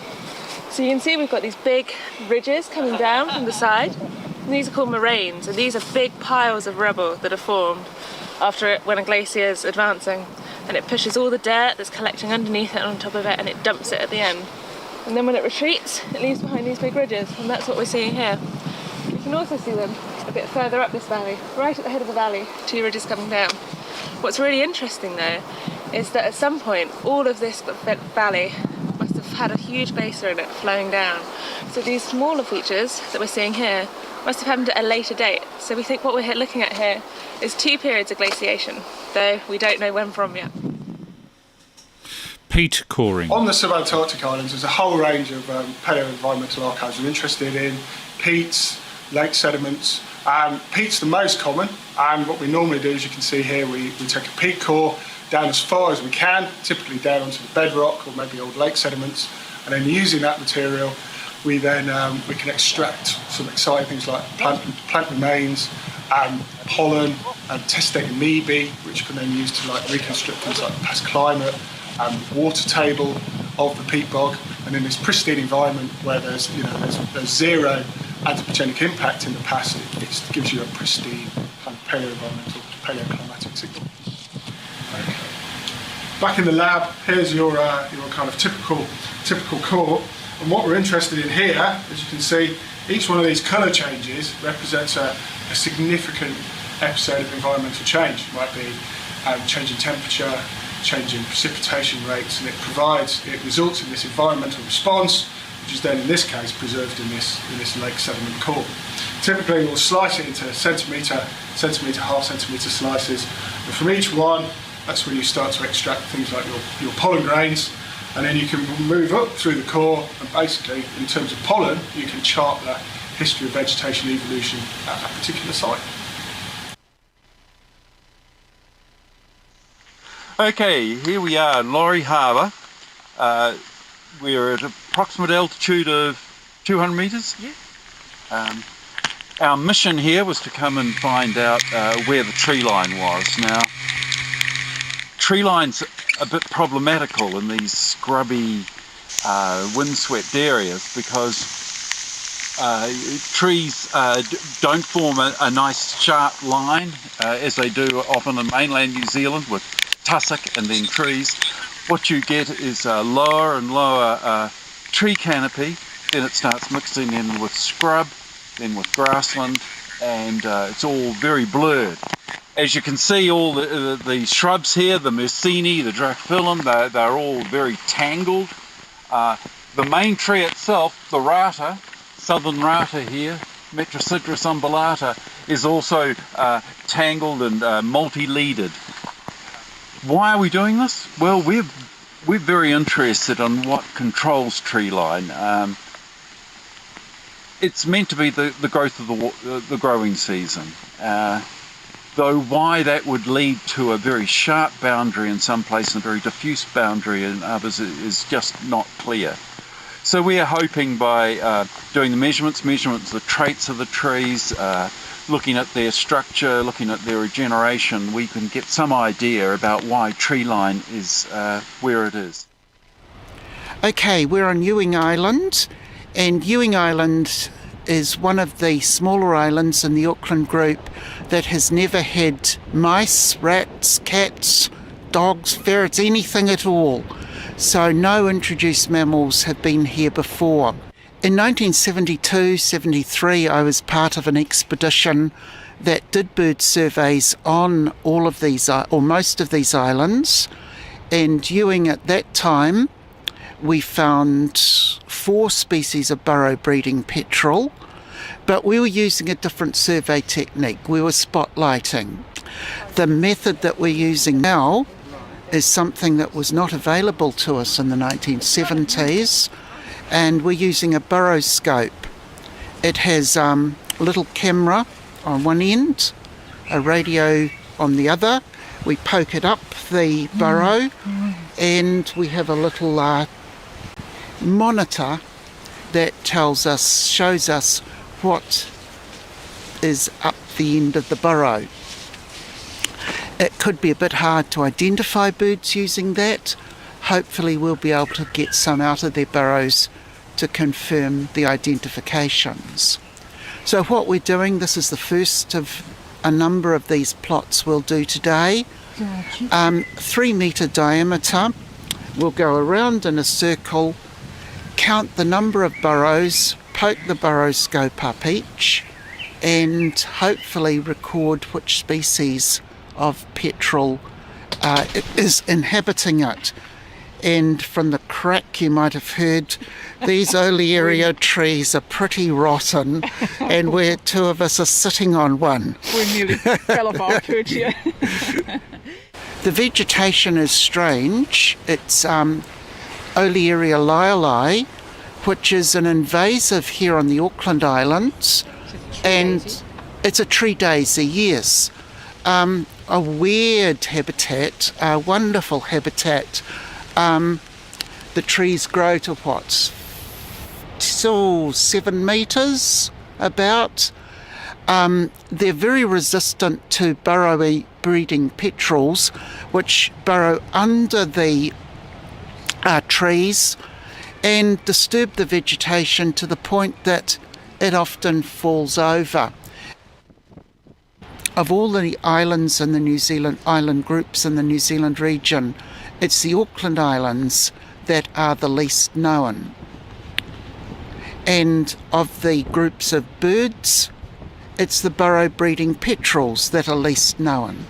So this is quite a special place for you to It's a really special place for me, and I've been excited so far just to see the giant petrels, little giant petrel colony. That's within the first few minutes. We've only been on the island for a few minutes. We saw a Yeah. Stewart on the nest and the giant petrel. Yeah, so we've got 2 species. I've seen yellow-eyed penguin tracks, but we haven't come across the penguins yet. Yeah, let's talk later in the day I'll let you get on with it, after I we've think. got some results, and let's see what we find. And that was Kerry-Jayne Wilson, the ornithologist, here battling with a seal that you can see on the left to try and get into a... Oh, he belched into one of the burrows. With thanks SUB-ANTARCTIC Islands, Auckland Island and Campbell Islands. These are very remote and relatively pristine islands, so this was a really rare opportunity to look at what's living in their marine habitats. The technique we're using is called BRUVS, which stands for Baited Remote Underwater Video. And I'll interrupt there to say this is VK3AML with the Saturday night test transmission, on this occasion streaming videos to do with the SUB-ANTARCTIC Islands of New Zealand, which have been the subject of several infrequent DXpeditions. Auckland Island is probably the largest of them and the least well known to Australians. Australians are generally aware of Macquarie Island but not Auckland Island. And in 7 minutes' time we'll open for QSOs. Back to the underwater pictures of around Auckland Island to conclude. The way it works is we have a bait, in this case tin tuna, attached to a pole on a frame, attach a video camera to the frame and point it at the bait. We then lower the whole thing down to the seabed and leave it there for about an hour to film anything attracted to the bait. And the advantage of this method is that we can get a good idea of what's living in the area without causing any destruction. We did this at about 40 sites in the SUB-ANTARCTIC Islands, but this first site we're looking at here is way up the estuary at about 15 metres depth. It's quite dark and silty, basically a soft sediment habitat, but as we move up the estuary we'll see this changing to clearer water with more light and less sediment. The main fauna we can see are squat lobster, which are crustaceans. They're a benthic species, meaning that they spend most of their time on the seafloor, and are generalist feeders, which means they feed on a variety of food sources, including detritus, and scavenge for whatever organic matter they can find in the sediment. They can occur in quite dense aggregations, and the large numbers we can see here are quite typical of what we saw at many of the sites in the upper zone of the estuary. This next site we're looking at is in the middle zone of the estuary, closer to the ocean. Here the water's clearer and there's more light reaching the bottom, which is allowing a few species of algae to grow. The 2 very charismatic species we can see jostling for position around the bait are a cod and the giant spider crab. Both of these species were very common in the area. The cod was by far and away the most abundant fish we saw in all our videos, and the spider crab was also pretty widely distributed across the sites. Now it's worth noting that the reason we're using tin tuna for bait is because we're very cautious of introducing foreign pathogens into the ecosystem, which might have occurred if we used frozen pilchards, for example. But tin tuna is exposed to high temperatures when it's packed in order to sterilise the meat, so it can be considered relatively safe in this respect. The site we're looking at now is also in the middle zone of the estuary, but it's a slightly different habitat in that the algal cover is less dense and there's fewer spider crabs and no cod. If you look closely though, you'll be able to see some squat lobster jumping up around the bait, particularly as the larger crabs charge in. The white dots you can see buzzing around the water and settling onto the bait are isopods. Often these would come up with the bruvs when we retrieve them, and we've been collecting them and storing them in ethanol to do a genetic connectivity study. This will tell us how connected populations are between sites and even between islands, which is really important for conservation planning. If, for example, populations are very genetically distinct, this would mean that we need to conserve each of them, and therefore a large area, to maintain that genetic diversity. On the other hand, if populations are all strongly connected, then we can afford to conserve less area, with the assumption that if some populations become impacted, those in the protected areas will be able to replenish them. We're now moving to a site near the mouth of the estuary in the outer zone closer to the ocean. Here the influence of the ocean is very strong, so we're receiving a lot more wave energy and physical disturbance that creates bare space. We can see a few species that we hadn't seen at the other sites, mostly echinoderms such as a sea star, and various mollusks crawling along the bedrock, grazing down any turfing or microalgae. The last site we're going to look at in the Bruff footage is another outer site, but this one's more protected, so it supports a dense algal forest. The species with the bulbs is a macrocystis, and these bulbs are filled with gas that hold the algae upright in the water column, which allows it to better compete with other algae for light. The gas-filled bulbs also help with dispersal, because fragments that break off float to the surface and can travel long distances. These dense algal forests are obviously highly productive and contribute to a lot of the biomass in the system, but also provide important habitat for a range of animals, including our common species of cod. One of the best things about working in remote, pristine locations like this is chance encounters with amazing creatures, such as the southern right whale, which we found cruising along the surface feeding on plankton. Southern right whales are a migrant species that travel all around Antarctica, but are known to frequent Auckland and Campbell Islands during the breeding season in winter and spring. Interestingly, we saw this one in November, which was perhaps the very tail end of that season. Historically, this species was targeted by whalers, almost to the point of extinction, but in recent years they've seen a recovery and numbers continue to grow, so hopefully in the future we'll be seeing more of them in these waters. Now the return of the expedition.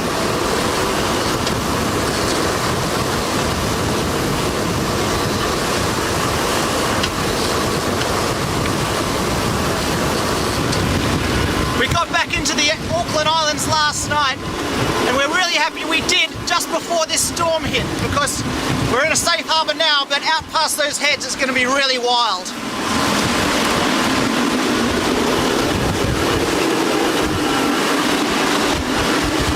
Not exactly a tropical paradise.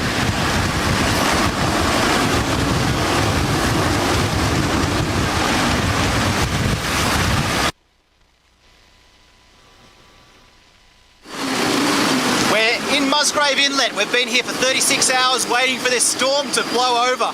It's actually calmed down a lot in the last hour or so, and we're getting ready to leave in the next 20 minutes.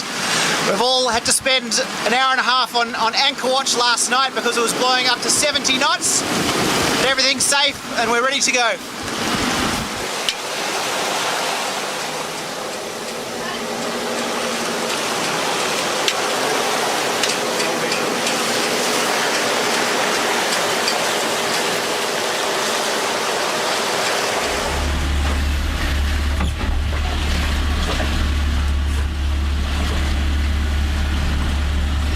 Not good area for seasickness, I must say. And this is arriving back at Bluff, which is the same port we came out of for Stewart Island in 2019. The expedition members, Pavla Fenwick, Matt Lipson, Jonathan Palmer, Zoe Thomas and Chris Turney.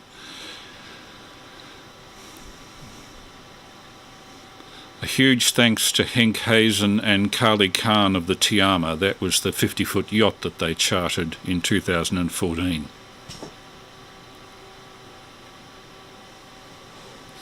And thanks to the New Zealand Department of Conservation for providing advice and permissions.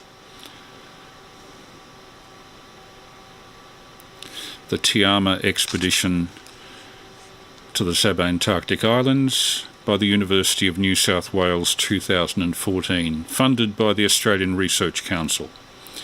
And you've seen a selection of their videos. Okay, it's almost QSO time. I hope people didn't mind the deviation from the standard ham radio fair to show a little bit of the nature of New Zealand's sub-Antarctic islands, which local people seem to know a lot less about than our own possession in Macquarie Island and Heard Island. But in their own way, they're far more interesting, being a little further north and forested. They have a much greater range of particularly botanical habitat than the islands further south like Macquarie. It's one of those places I'd always like to go to. I'm a cold weather person, not a hot weather person personally. You can rug up for cold weather, you can't do much about hot weather. And that Auckland Island would be high on my bucket list if it weren't for the fact that it's virtually impossible to get there. Also very expensive. So my thanks to Professor Chris Turney, originally of the University of New South Wales. He was the Professor of Climate Change and Earth Science and Director of the Earth and Sustainability Science Research Centre at the University of New South Wales, as well as the Kronos Carbon Cycle facility there. But he is now the Pro-Vice-Chancellor for Research at the University of Technology in Sydney. So thank you for Chris Turney and access to those videos. I personally find them fascinating, Chris, and I'm sure that Roly, ZL1PQD, who has been to the Auckland Islands, will find them fascinating as well. This is VK3 Alpha Mike Lima. Well, we're at that time of the night where normally at 11 o'clock we would have opened up for a QSO. I change my monitoring to allow me to monitor off air, and I call CQ on 147.475. It sounds like we've still got a reasonable output there from the off-air monitor. So this is VK3 Alpha Mike Lima calling CQ on 147.475 and standing by for any calls. VK3 Alpha Charlie Zulu. VK3 ECG. We've got VK3ACZ Peter. Hang on, I'll say that again. We've got VK3ACZ Peter and VK3ECG Dave. I think there was somebody weakly underneath there as well. Could you try again that weaker station? Yeah, please. Go on, get on VK3 and yeah, I just want to say thanks for yelling a bit about money. Good night. 7-3. Oh, okay. You're whispering, Tom. VK3FTOM is there, but apparently in bed. Nice to see you earlier this week, Tom, and I hope that video we ran did you justice. People like yourself who put in the hard yards for organising social situations for ham radio like the Columbia Park deserve all the praise they can get. So thank you for that, Tom. Although I must say that your audio and your signal are fairly well down. You're probably using a handheld in bed, and you're a bit on the other side of the Police Academy Hill, so it's a bit difficult to hear. I'll hand it round to Peter first. Peter, how's your week been? How are you? What's the situation with the club? I think its meeting is coming up soon, and hope you enjoyed the slight deviation from the usual amateur radio and electronics material, making it a little bit more travel-oriented this week. Travel if you can get there. VK3ACZ in group, VK3AML. Yeah, VK3AML in the group, VK3ACZ. Good evening, Chris. Good evening, Dave. And Tom, he was just breaking through the squelch there. Couldn't really copy that it was Tom, but if you're hearing me, good evening. And you came up well in the video. Oh, did I mind the break away from electronics and usual matters? Of course I didn't mind. It was fantastic. Another place or places, group of islands I would like to visit but won't have the chance to, so it was wonderful for you to share it with us. First of all, the interview with FTOM came across very, very well. He's infectious, that young kid. his enthusiasm is well and truly contagious. I love the fact that he's so keen, and wish there were a lot more like him. So appreciated the little interview with him.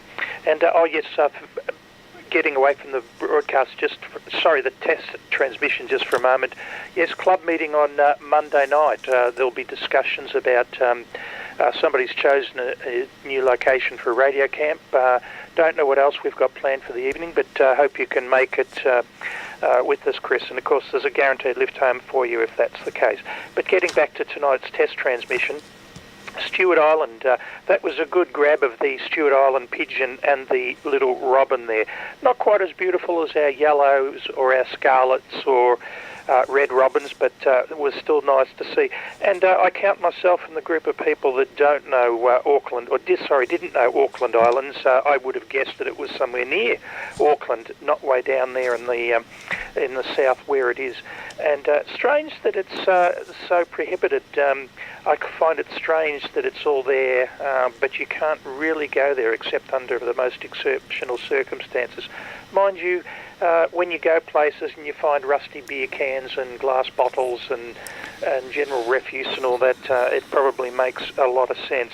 And I'd always thought that I wanted to visit Macquarie Island, but now Auckland Island and the associated places and Campbell Island would be on my list. I loved watching them catch the skewer. That was fantastic. They were obviously having fun with those core samples and the spider crabs. I like the underwater scenery as well. I went out on a scallop boat in the bay when I was a teenager, and obviously you don't scallop in the bay anymore, but the little dredge thing would almost fill up with spider crabs, which I had a lot of fun throwing back over the side. But anyway, other than that, the DX has been really good. Chris, we had some G1 storm activity today, but it seemed to enhance 15 and 20 metres. I visited France, Luxembourg, Sicily, California, Wales, to name a few. Oh, one funny thing happened yesterday. I joined the Candos net right near the end. That's VK3AML.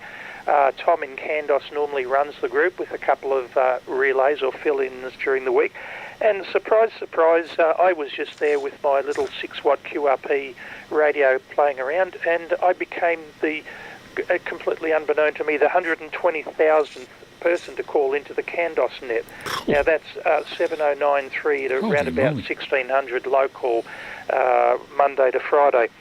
A good little net that people all around southern Australia call into, but came as quite a surprise. And I finally got my Denmark contact. I've worked all of Scandinavia and Europe, even some of the funnier countries, but Denmark had been eluding me, so I was very, very chuffed. Not a difficult country to get, and I know most people will be rolling their eyes at that, but it was one that's just eluded me for a long time. So all's good in the radio world. I hope everything's good with you too. Back to you, Chris. VK3AML in the group, VK3ACZ.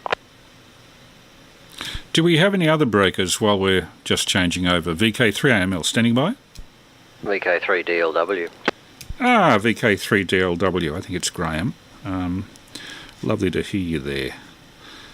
So I'll put you at the after Dave. Just to reply to you, I'll try to be there on Monday night, Peter, at the Sherbrooke Radio Club. It's always good value.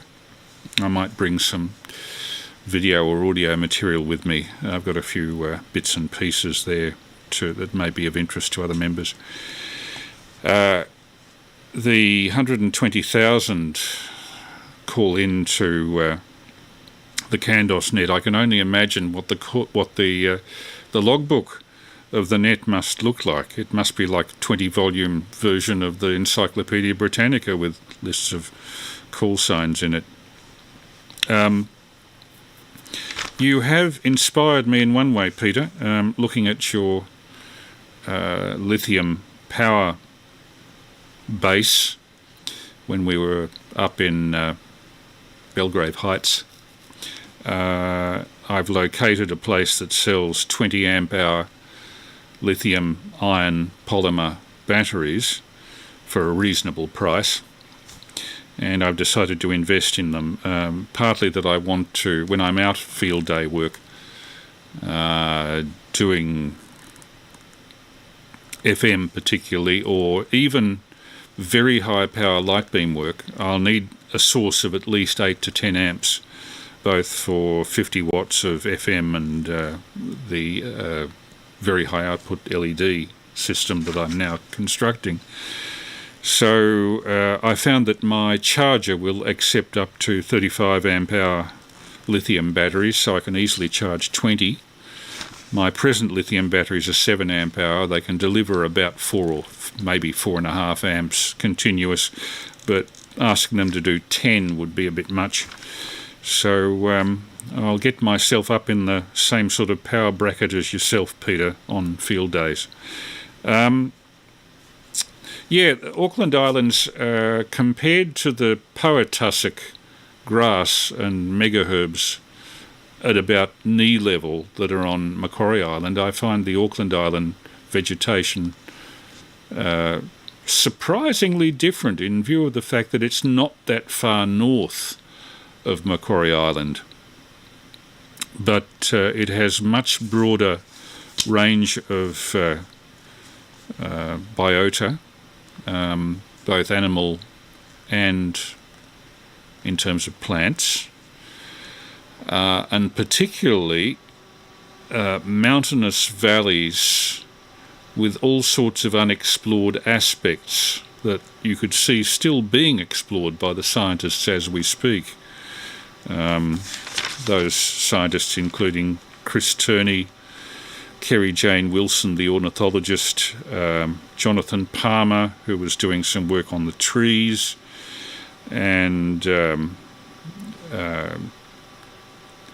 Richard Jones, who was doing the work on the gravel cores. For the cores, they can, with organic material, do radiocarbon dating, going back tens of thousands of years, and thereby work out exactly when the last glaciation was on the island, or whether there were several.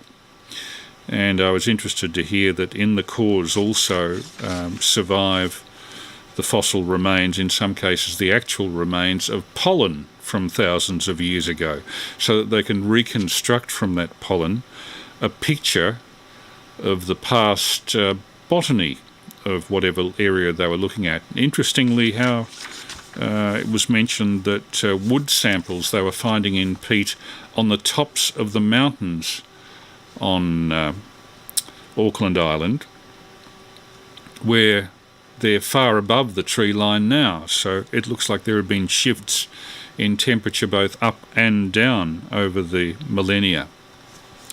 But of course, with the present carbon dioxide going up, it's likely that the rate of change has greatly increased. So it's round to Dave, 3ECG. I hope you've had a good week, Dave. It's been a good week here, fairly average conditions. Prue is still recovering from her spinal surgery. We're getting her out more and more into shopping centres. She's walking at first only 10 paces, now about 30 paces. For very large shopping centres, though, we found that you can borrow a wheelchair from most of the malls that are supplied to encourage shoppers who have disabilities, so Prue's been making use of that too. Around to Dave, VK3ECG, and the group VK3AML. Yeah, VK3ECG. Good evening, Chris. Good evening, Graham and Peter and Tom. I couldn't hear Tom, I have to say, but as I said, I'm probably on the other side, so it's probably not surprising, really. Fascinating videos tonight, and nice to see Roly. I've seen him a few times on some of his videos, and some of the ones, of course, which he's done as sort of joint things with Callum and from the DX Commander sort of antennas in the UK, who is not very far from where I'll be visiting, in fact, next month. So I'm going to try and get overseas to see my mother. I haven't been back to see her for, well, nearly 3 years now, and so that's an important thing to do. So, and I shall be probably within a few kilometres and so on of Callum's place, so we'll see whether I shall pop in or not.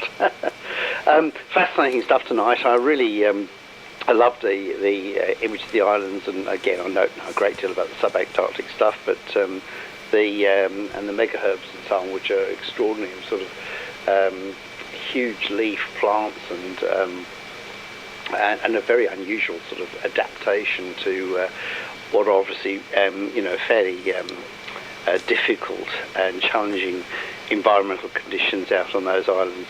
And of course they were badly affected. I understand it from the introduced species and pigs and rabbits and things like that, which did cause a great deal of difficulty.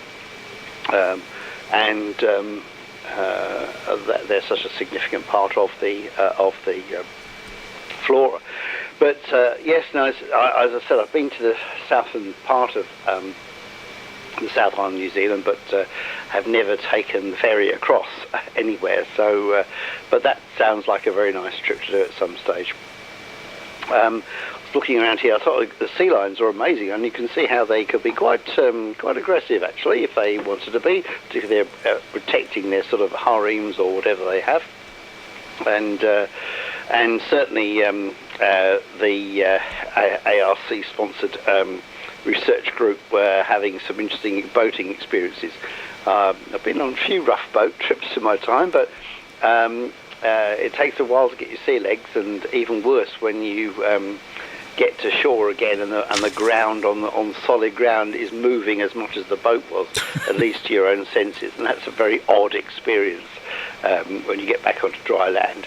I haven't done very many long boat trips, but the around the UK I did a few and so on. So it can be quite an interesting challenge. I don't particularly get seasick, but I was on one occasion, but the boat was sort of pitching 10 or 20 metres up and down, which at the far ends of its axis of rotation, which was pretty challenging, I have to say. But even then I did pretty well. It took 4 or 5 hours before I started to feel a bit on the queasy side. But I have to say I'm interested in the batteries that you'd found, Chris. I'm putting together something like that would be quite a good thing, I think. I haven't been out portable much recently, I have to say. I think the cold weather's just been getting to me. I'm still doing various bits and pieces at my daughter's place, and helping up with sort of minor furniture putting together and sorting out some of the stuff in the kitchen and so on. So I've been mostly doing that sort of thing, and at the same time finish up a few work-related bits and pieces that come my way from time to time, and court cases that come and go and sometimes get started again, which is always rather tedious when that happens, but that's the sort of thing that I have to put up with. I must admit that Morse code on Roly's video was extraordinary. I mean, way not too just fast the for me. issue of coping with the speed, but of course a pile up on top of it, and you can see why Roly was sort of encouraging people to put down on below on the chat back about what he was, what you could actually copy of it, or what you could hear from their pile up in terms of call signs. And I must say, it beat me completely. That speed was just unbelievable. Every time he touched that key, it was, I don't know what the speed must be running. It must have been up well over 40, I would have thought. Quite extraordinary.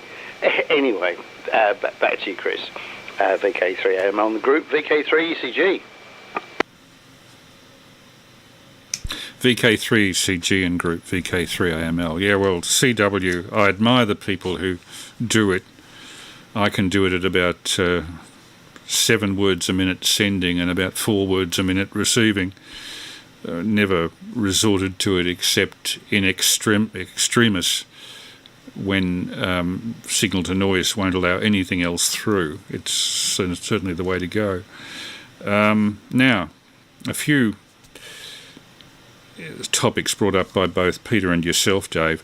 The limiting of entry to offshore islands appears to be becoming general among national parks and Department of Conservation requirements.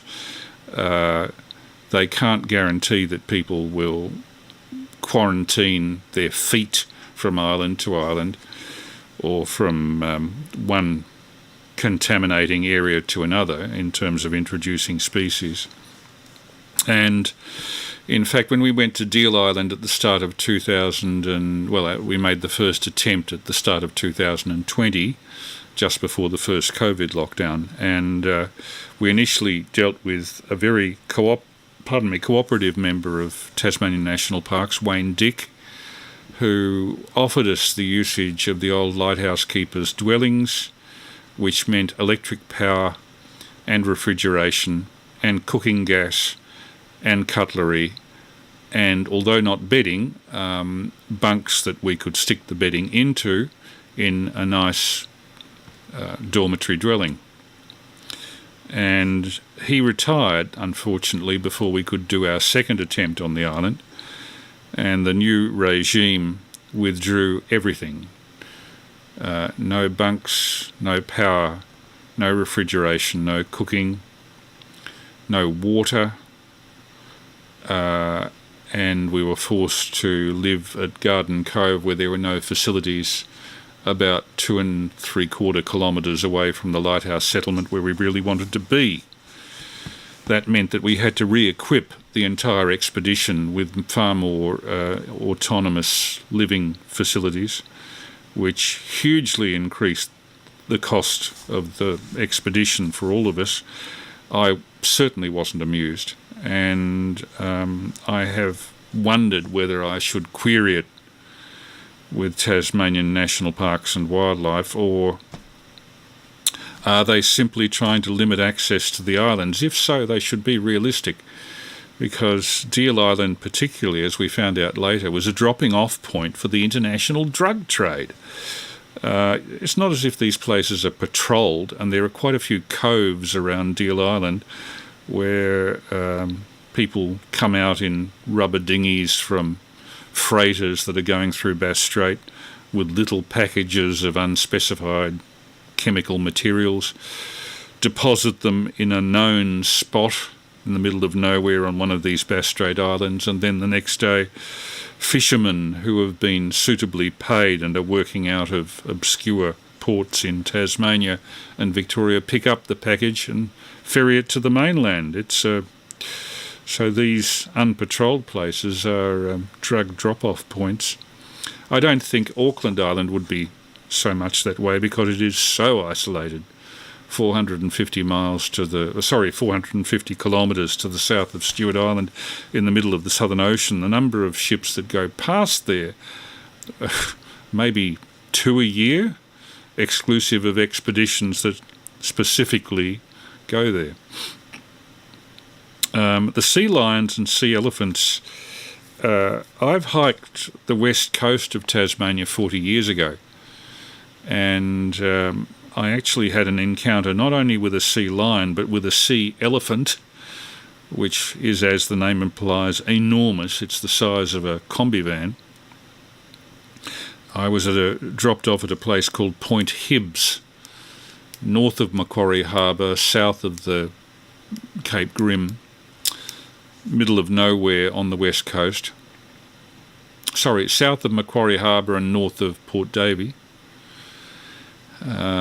Nobody lives there, and it's very isolated off the main tracks. And I walked through some coastal scrub and could see what I thought was a grey boulder beyond on the beach.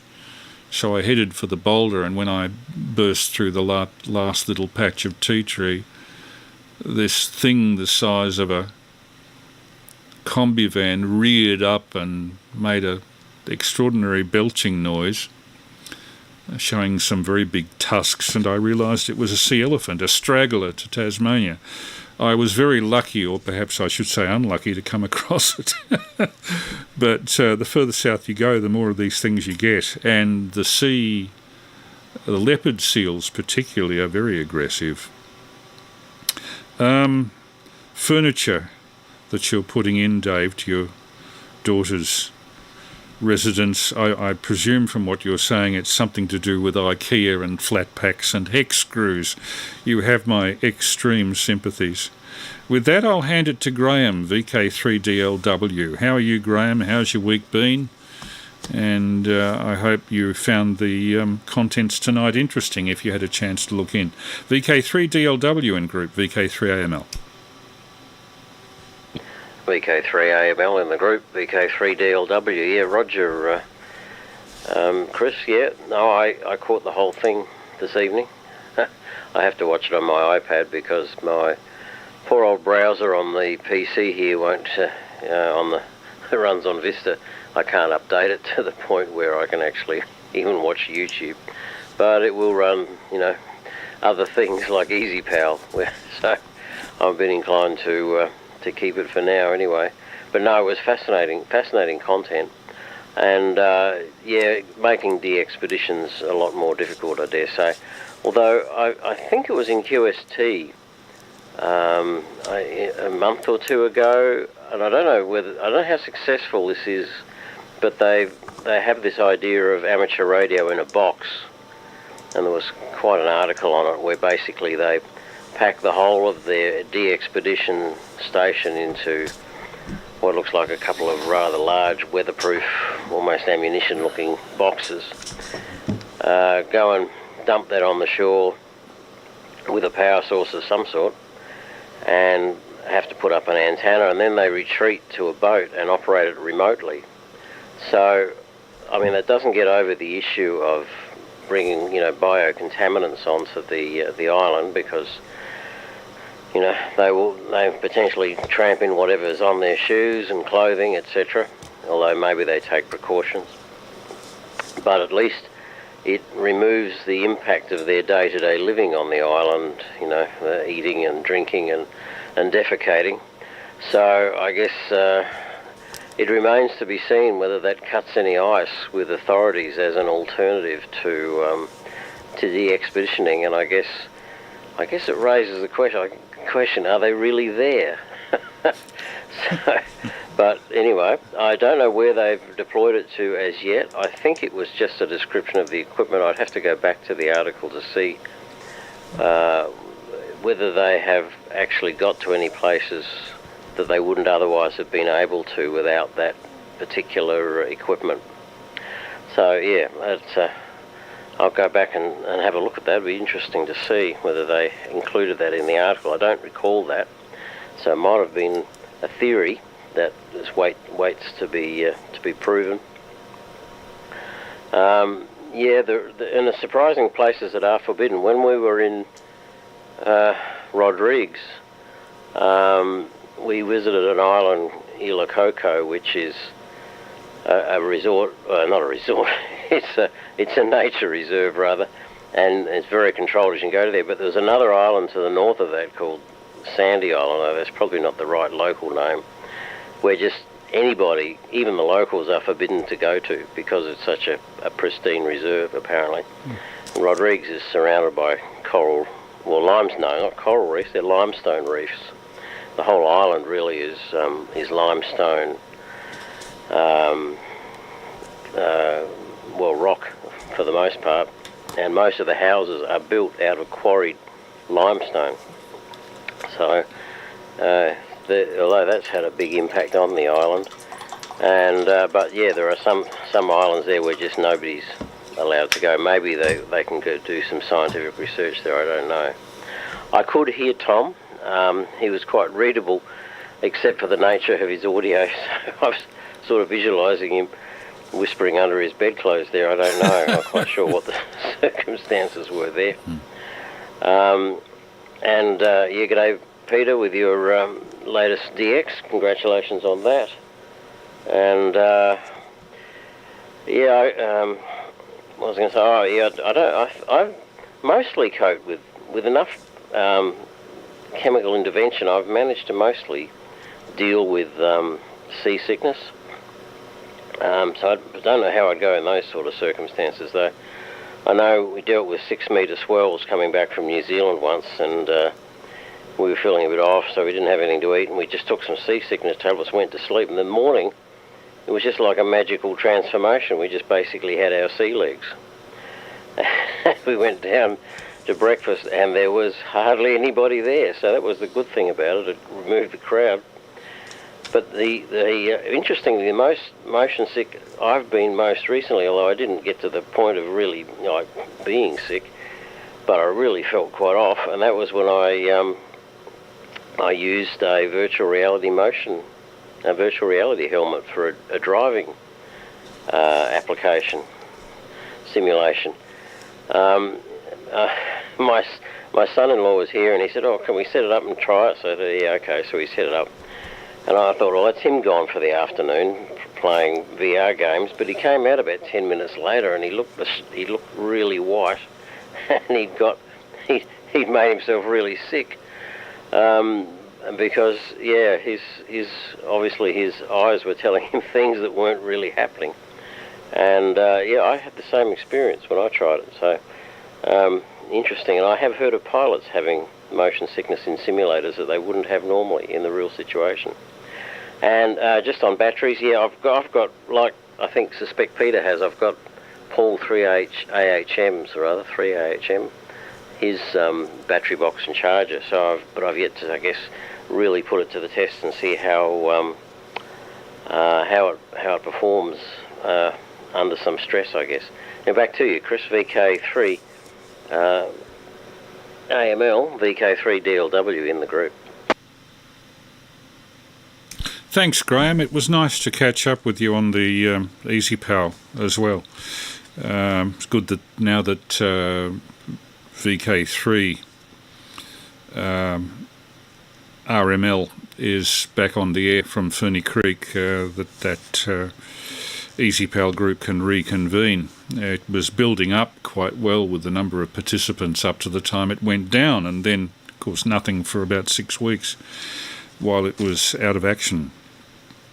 Interesting that people can get motion sickness from the impression from a virtual reality box. I wouldn't have thought that was possible. Obviously it is. I thought that I was completely immune to seasickness, to motion sickness, when I got on the boat to Deal Island, so I didn't take any quells beforehand, the seasickness pill. And by the time I got out into Bass Strait for about an hour, I was really in a bad way, and for about once every 90 minutes for the next 8 hours, I had my head over the stern rail feeding the seagulls. It was really bad.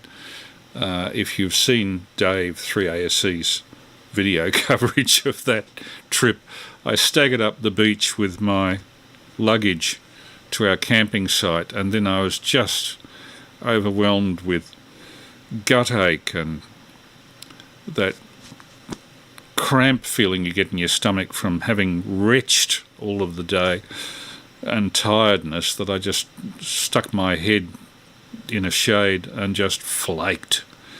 And Dave took a picture of me just sort of spread-eagled on the ground, completely stuffed.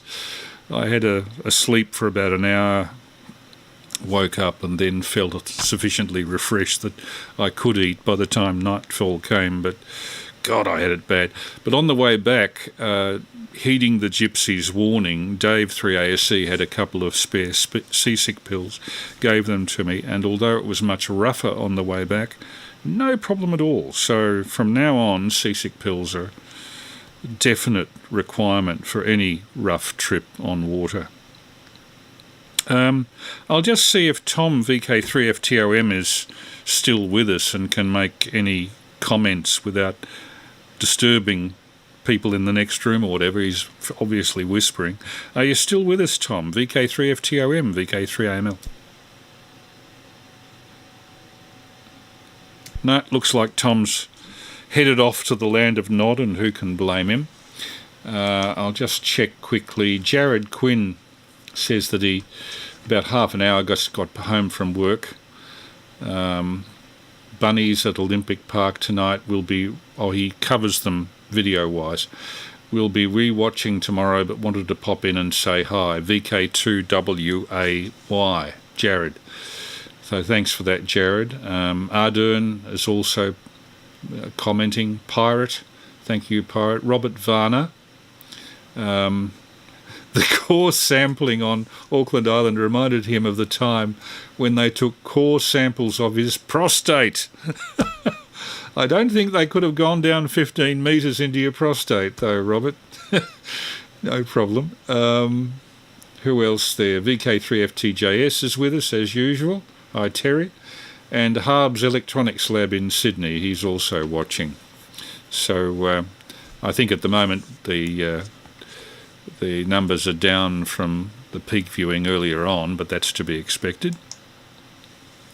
And thanks for the compliments on the interest value of the material. I had no idea of how information on a really odd DXpedition destination would go down, and apart from Roly's coverage of the actual DX operating, I thought coverage of the islands from the point of view of scientific exploration might also complement that. And thank you to Roly if you're watching now, or more likely as it would be currently about 2 a.m. in Auckland where Roly is. If you're watching this on Roly, again, this on replay Roly, again, thank you for the usage of that material. Around back to Peter, VK3ACZ, and a comment for Dave. I've watched Callum's video. For a middle-aged bloke, he certainly has radical hairstyles, and I gather he's a salt of the earth, try anything once type. I really like his videos. VK3ACZ and the group, Peter, VK3AML. Yeah, VK3AML in the group, VK3ACZ returning. And something that really stuck in my mind from the DXpedition was trying to put up that two-element beam. Oh boy, I almost wanted to jump into the screen to give him a hand. It was really wobbly going, wasn't it? I tried not to chuckle. And interesting your comments about lithium batteries, and I go along with what Graham said. I've got one of Paul 3 AHM's 38 amp hour battery packs. The only thing about it is that it's rather heavy, but I like being able to have a slight choice in the voltage that I can dial up out of it. It seems to go forever. I haven't tried to really run the thing hard, but I get 5 or 6 hours of portable operation out of it with the 100-watt radio. So I'm very impressed with this setup. It saves me having to lug a big battery around, at least when I want to sit in the car. Seasickness. Oh boy, yes, you really opened up a can of worms there. At first you're worried you're going to die, then you're worried that you might not. Yes, I've had a few experiences. I thought I was immune to it too, Chris. As I mentioned in my previous over, being out in a scholar boat in Port Phillip Bay when some rather stormy weather blew up rather suddenly, no drama at all. When I went back some years later for a fishing trip, not quite as much fun. I created a lot of burley. And so I did going over to Tasmania and the Able Tasman, as it was at the time, very, very unwell. And my last experience with seasickness, and I must medicate with Stemetel or similar if I ever try going anywhere by boat, especially to Auckland Island, I wish. My last experience was going to Green Island at Cairns, and I was trying to hold a 6-month-old baby at the time, and didn't do too well. I didn't lose my lunch, I didn't create any burley, but I probably wished I had. So, yeah, it's one of those things that even when you get back onto dry land, the nausea, horrible feeling that it is, doesn't stop, nor the feeling that the whole earth is still bobbing around. But there you go. 3RML, Chris, I'm just wondering, yes, it was off the air for quite a long time, wondering if you heard what it was that was actually wrong with it that kept it off air. And one last thing for this over, I should give Dr. Dave my Medicare number and he can set his stopwatch going or something, but I'm wondering, I'm no longer infectious from the great pestilence that I caught some weeks back, but I still cough a fair bit, and I just wonder that, when you're still bringing up the funny coloured gorbies and all that. How can you not be infectious? Probably sound like a dumb question, Dr. Dave, but I'm wondering how it all works when you can still exhibit all the symptoms, but you're not actually shedding the virus or bacterium or whatever it is in a particular circumstance. But anyway, back to you, Chris. And again, I'll just say being able to see on video places that I'm not likely to ever get to, but really would love to, was just extra special. Thanks for putting that on for us tonight. Great watching. VK3AML, VK3ACZ in the group. Well, the pristine places of this world are becoming fewer and further between, with the increase of population, of course, and the cheapness of international travel, which is better for our generation than it's ever been before. RML. The story that I heard is that RML's antenna broke off. And as it would have been working into very high SWR, I imagine that even with the broken antenna stub, the amount of power being pushed up the stick would be cut back to virtually zero. So that's the story I heard. I don't know whether it is just a story, but apparently something to do with the severe winds they have up on Ferny Creek blew the antenna off. If that's to be believed. Well, that's the story that's circulating.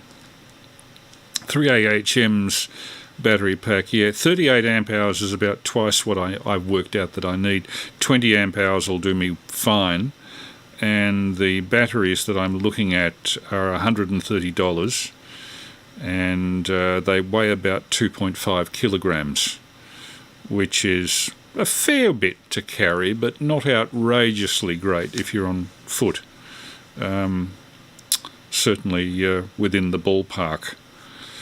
And I wonder, Dave, if you've actually met Callum over in Britain, who makes all those wonderful videos,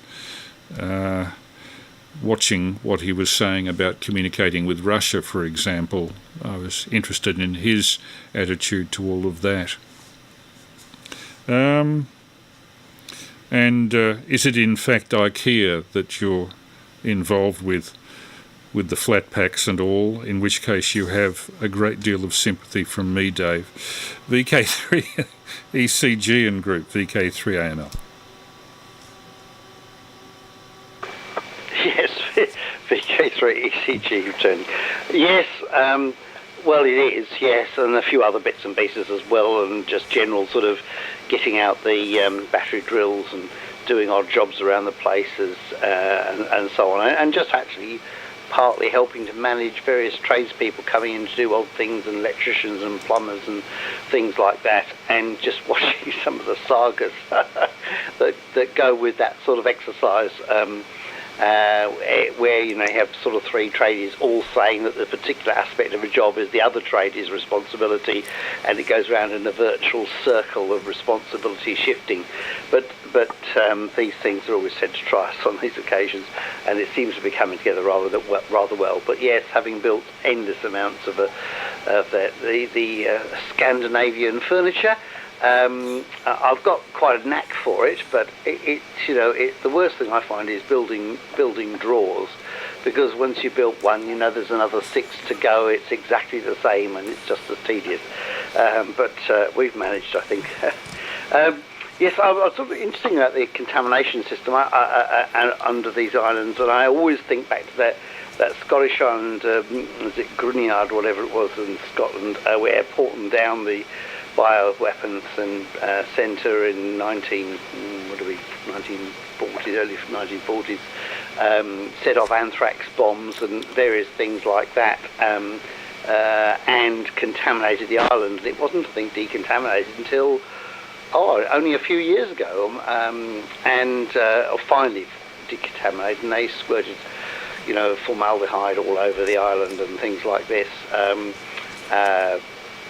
And there was a bit of interesting pressure groups who sent bits of soil allegedly from the island to various people, and some of it did contain anthrax spores. Of course, it's pretty endemic in Australia. In fact, a lot of the cattle runs in Australia are contaminated with anthrax spores, and every now and then people roll up to hospitals and clinics with these black lesions on their skin that are anthrax effectively, cutaneous anthrax, which is can be a problem, but normally is not too much of an issue. You certainly don't want to get it as a pneumonia or something like that. It's very, very nasty indeed. And I don't know. I don't know, Peter, about those things. I certainly had when I had mine about my COVID about sort of 6 weeks ago. I certainly had a cough for a bit of a while, and obviously if you get any viral infection, you can get other bacterial infections secondarily, but obviously if it's still troubling, then you need to get sorted. I mean, I'm sure people are shedding viral fragments for quite some time afterwards, but they're not probably infectious, I imagine. The guidelines are pretty up on the health department's website these days, and I think from my take on it is that's where everyone should go, and that's about it. But interesting, from that sort of pathological thing, there's another aspect of nausea, and Graham was talking about the virtual reality. The other example of the similar thing happening is in my discipline, it was using microscopes, and particularly multi-header microscopes, where we have optical extension tubes from the microscope that allows 3 or 4 people, or sometimes 8 people or so, to sit and look at the same image. Of course, they're all often sort of spider's legs sort of arrangement, so they all see the image a slightly different way up when they're looking through. Now, that doesn't matter very much when you're looking at stuff under a microscope, but when it's being steered, or the slides are being steered around the stage by somebody else driving, then the image will rush up, down, off to one side, off to the other side, and can go off in as the person steering. Now, the person steering knows exactly what they're doing, and their eyes are obviously, predicting where they're going to go with the stage controls, and so you don't really feel anything untoward when you're steering the slide around yourself. But if you're watching somebody else steer the slide around, well, the whole world sort of swims before your eyes under the microscope, actually can make people quite nauseous, and quite a lot of people have to, because it just becomes too much, which is fascinating. Yes, the issue around the drug trade and islands being used as drop-offs. Yes, this is it's quite well known, and particularly Pacific Islands, I think, from South America get used that way, and it's amazing the amount of trading they can do on all these sort of ships from the satellite imagery and so on is pretty good, actually. So I don't think you could, I suspect, land on Auckland Island without New Zealand government knowing about it fairly quickly, actually. But it is fascinating how these sort of informal arrangements do take hold. Yeah, I've got one of Paul's little batteries, the small ones, which I've used for my small QRP radios, and that's really good. It's a nice little battery pack, and I think he rates it about sort of 11.8 or 11.5 or something like that. But I seem to be getting over 12 volts on it most of the time, and it's not too heavy. But of course, it's not very powerful. But for QRP, it's absolutely fine. And I rewired the plugs and sockets on it so I can put it on my chargers easily enough, and then put it straight through the Anderson power poles as a little adapter for the radios, and that worked out really well. Anyway, back to you, Chris. VK3AML and the group VK3ECG. VK3ECG and group VK3 Alpha Mike Lima. Yeah, Paul's battery packs are very impressive. Little bit heavy for my purposes, though, for people who can drive to a venue in a car and then only have to walk a short distance, fine. But I usually, for instance, these island expeditions, you're walking several kilometres, and so keeping the weight down is a concern. Have you ever noticed, Dave, 3ECG, when you're dealing with that certain Swedish furniture company, the names of the types of furniture that they're selling, the two that amuse me is they have a brand of saucepan called the Skank saucepan. Sorry, I am quoting, this is not a joke. And their coat hangers are produced, I'm sure they mean boomerang, but the Swedes spell it B-U-M-E-R-A-N-G, bummerang. Maybe their coat hangers are bummers, I don't know. But many's the time my wife has got me to buy some piece of IKEA furniture. She's handed me the hex screw and then gone for a shopping expedition for as long a period as possible to avoid the sound of me swearing and throwing bits of furniture across the room, because some of those IKEA assembly diagrams with no words, just diagrams, are almost unintelligible. At least they are to me. Now, looking down the list of comments there, the microscope images, haven't particularly noticed the thing of watching slides being steered. It was, in my case, I think the sickness was brought on not by the fact that it was really choppy, but that it was on the way down to Deal Island, it was actually almost calm, but there was a regular 1 metre swell, just back and forth and back and forth with an absolutely clockwork rhythm. And it came to the point where your stomach is waiting for the next up and waiting for the next down and thinking, when is this going to stop? And as it doesn't stop, at each wave up and down, you get sicker and sicker. I suspect also that it's aggravated by the lack of fresh air inside the cabin and the very small amount, noticeable amount, of diesel fumes, which really set me off badly. So I don't think I'll ever be a really good sailor, not unless I take the quells. I would like to go to a sub-Antarctic island. Funnily, I have no interest in going to the Antarctic continent at all. It's all rock or ice. There are some seal and penguin colonies, but far more interested to see the more varied environment of the sub-Antarctic islands. Kerguelen, Bouvet, even Amsterdam and St. Paul in the middle of the Indian Ocean, but particularly those off the south end of New Zealand. Beyond Auckland Island is a smaller island called Campbell Island, and that has the southernmost forests of any part of Australasia. Beyond that, it's all rock and megaherbs, as it is on Macquarie Island. But Auckland Island, as you may have gathered, is an island that gets activated by ham radio only about once a decade, and increasingly less since 1988 when Roly did his episode. A background to Peter, unless we've got somebody else who wants to join the group. So VK3ACZ, with a pause for any breakers, VK3 AML. I think it's Peter. It might be Graham. I'm not sure. It's Graham. Oh, sorry. Go ahead, Graham. No problem. VK3AML in the group. VK3DLW. Yeah, I was just thinking about what Dave had to say. That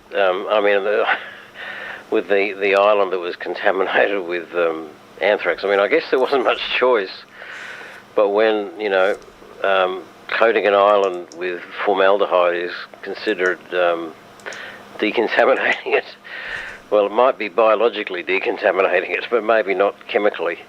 But I can't imagine that there was much choice if you had something so drastic as anthrax to deal with. And yes, look, with seasickness, diesel fumes will do it to me every time. The worst bout I've had, I think, was on boats, and particularly small boats. One where we went out through the Sydney Heads, and this foul little boat had a diesel stack that you just could smell the whole time, and that was enough to make me really, really sick. So I bit selective on that basis as to which boats I go on. But look, yeah, chemicals usually work for me.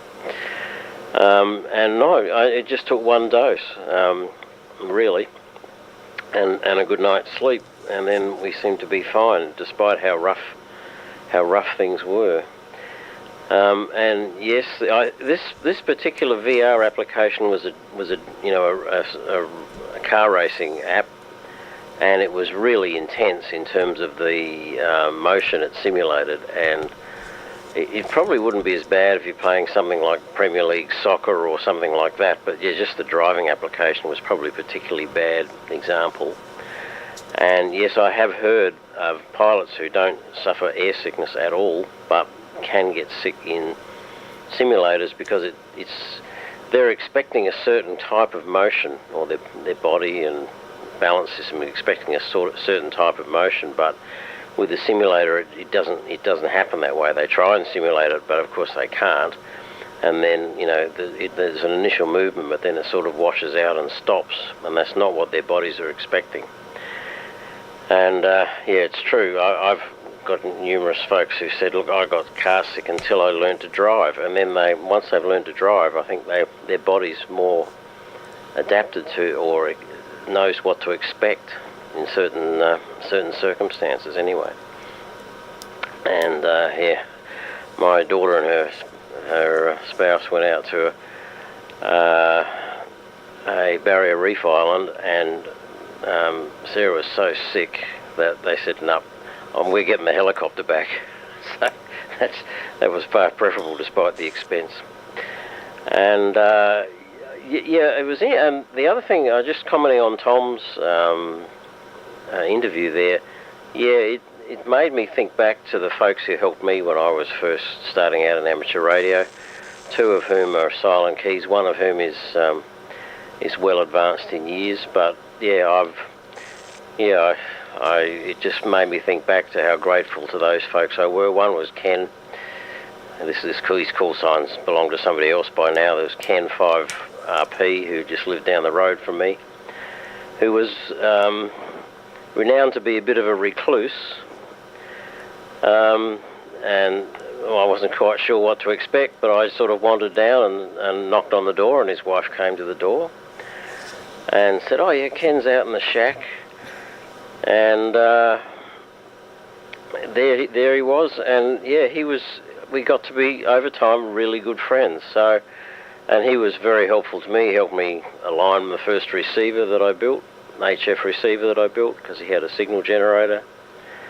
And also there was Ted 5 Mike Oscar, who lived at Aldgate, I think. He gave me a lot of stuff and help. Gave me the grid dip meter that I built my HF transmitter with, which was very helpful. And then the other, who is, I believe, still with us, is Rob, who's 5RG, who also gave me endless advice. I'd come to him with design proposals for things, and he'd say, yeah, well, it's a good idea, but maybe you might like to consider this. So yes, it's great that there are still folks prepared to help young amateurs. The unfortunate thing is I just don't think there's enough young amateurs for the health of the hobby. But maybe that will change. I don't know.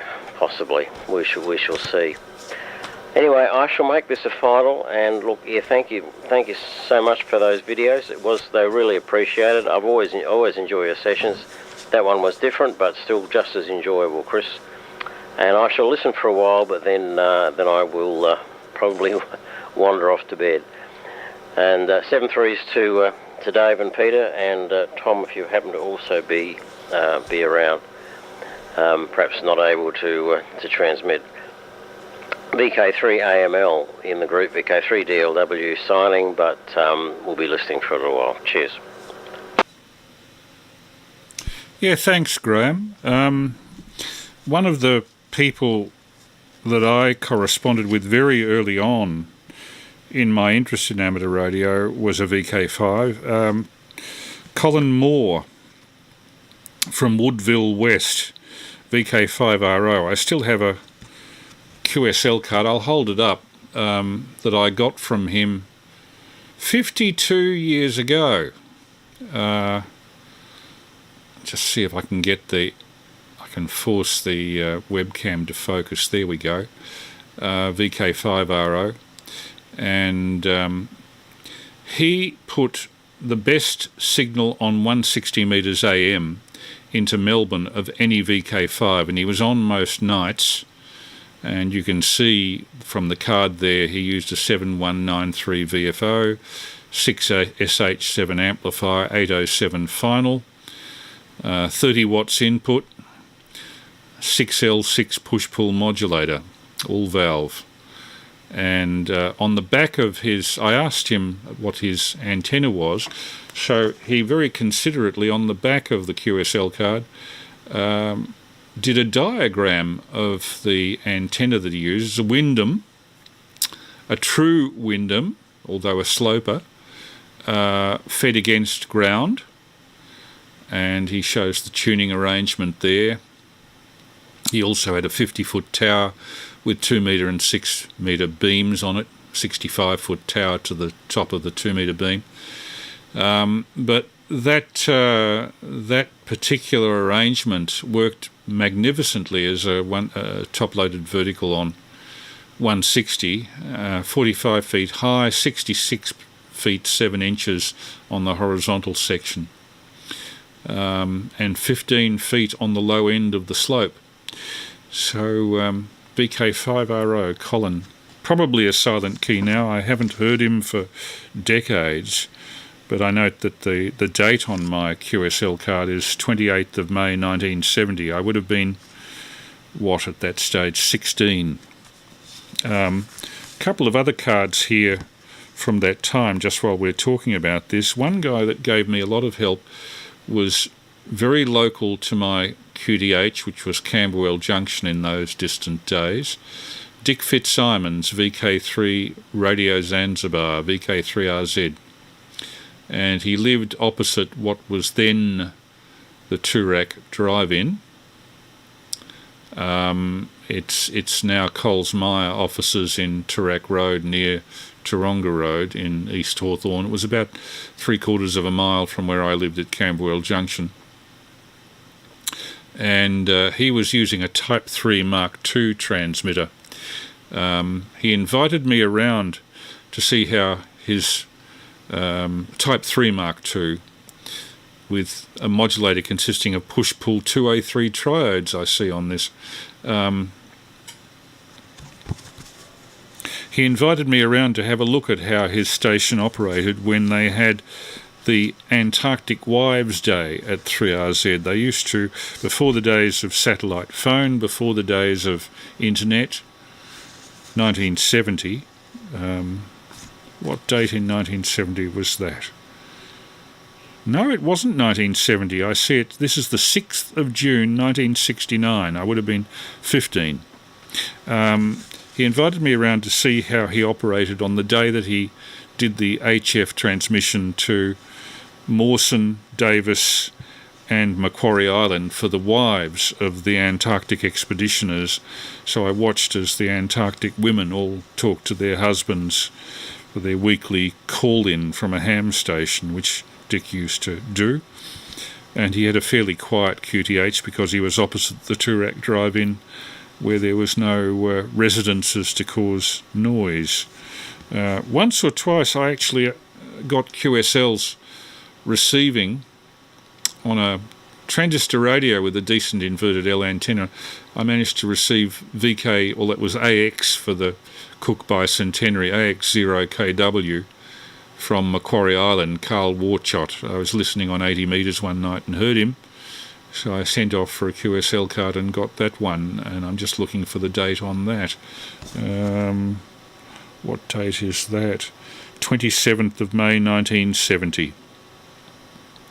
And he was in QSO with VK7KJ. So the amateurs of that time were very encouraging of young people, and I was young. Now I'm the oldie. The oldie. And so young people like Tom come along, and you feel that what goes around comes around, and it's nice to see a new generation coming up with a different accent on ham radio now. I think more with a idea of combining computers with ham radio to produce something that we've not seen before. Image transmission, data transmission, narrow bandwidth voice by digital means. All of this is making it still a fairly exciting, changing hobby. VK3ACZ and group, VK3AML. Yeah, VK3AML in the group, VK3ACZ, and 73 Graham. Look forward to catching up with you on Monday night at the club meet.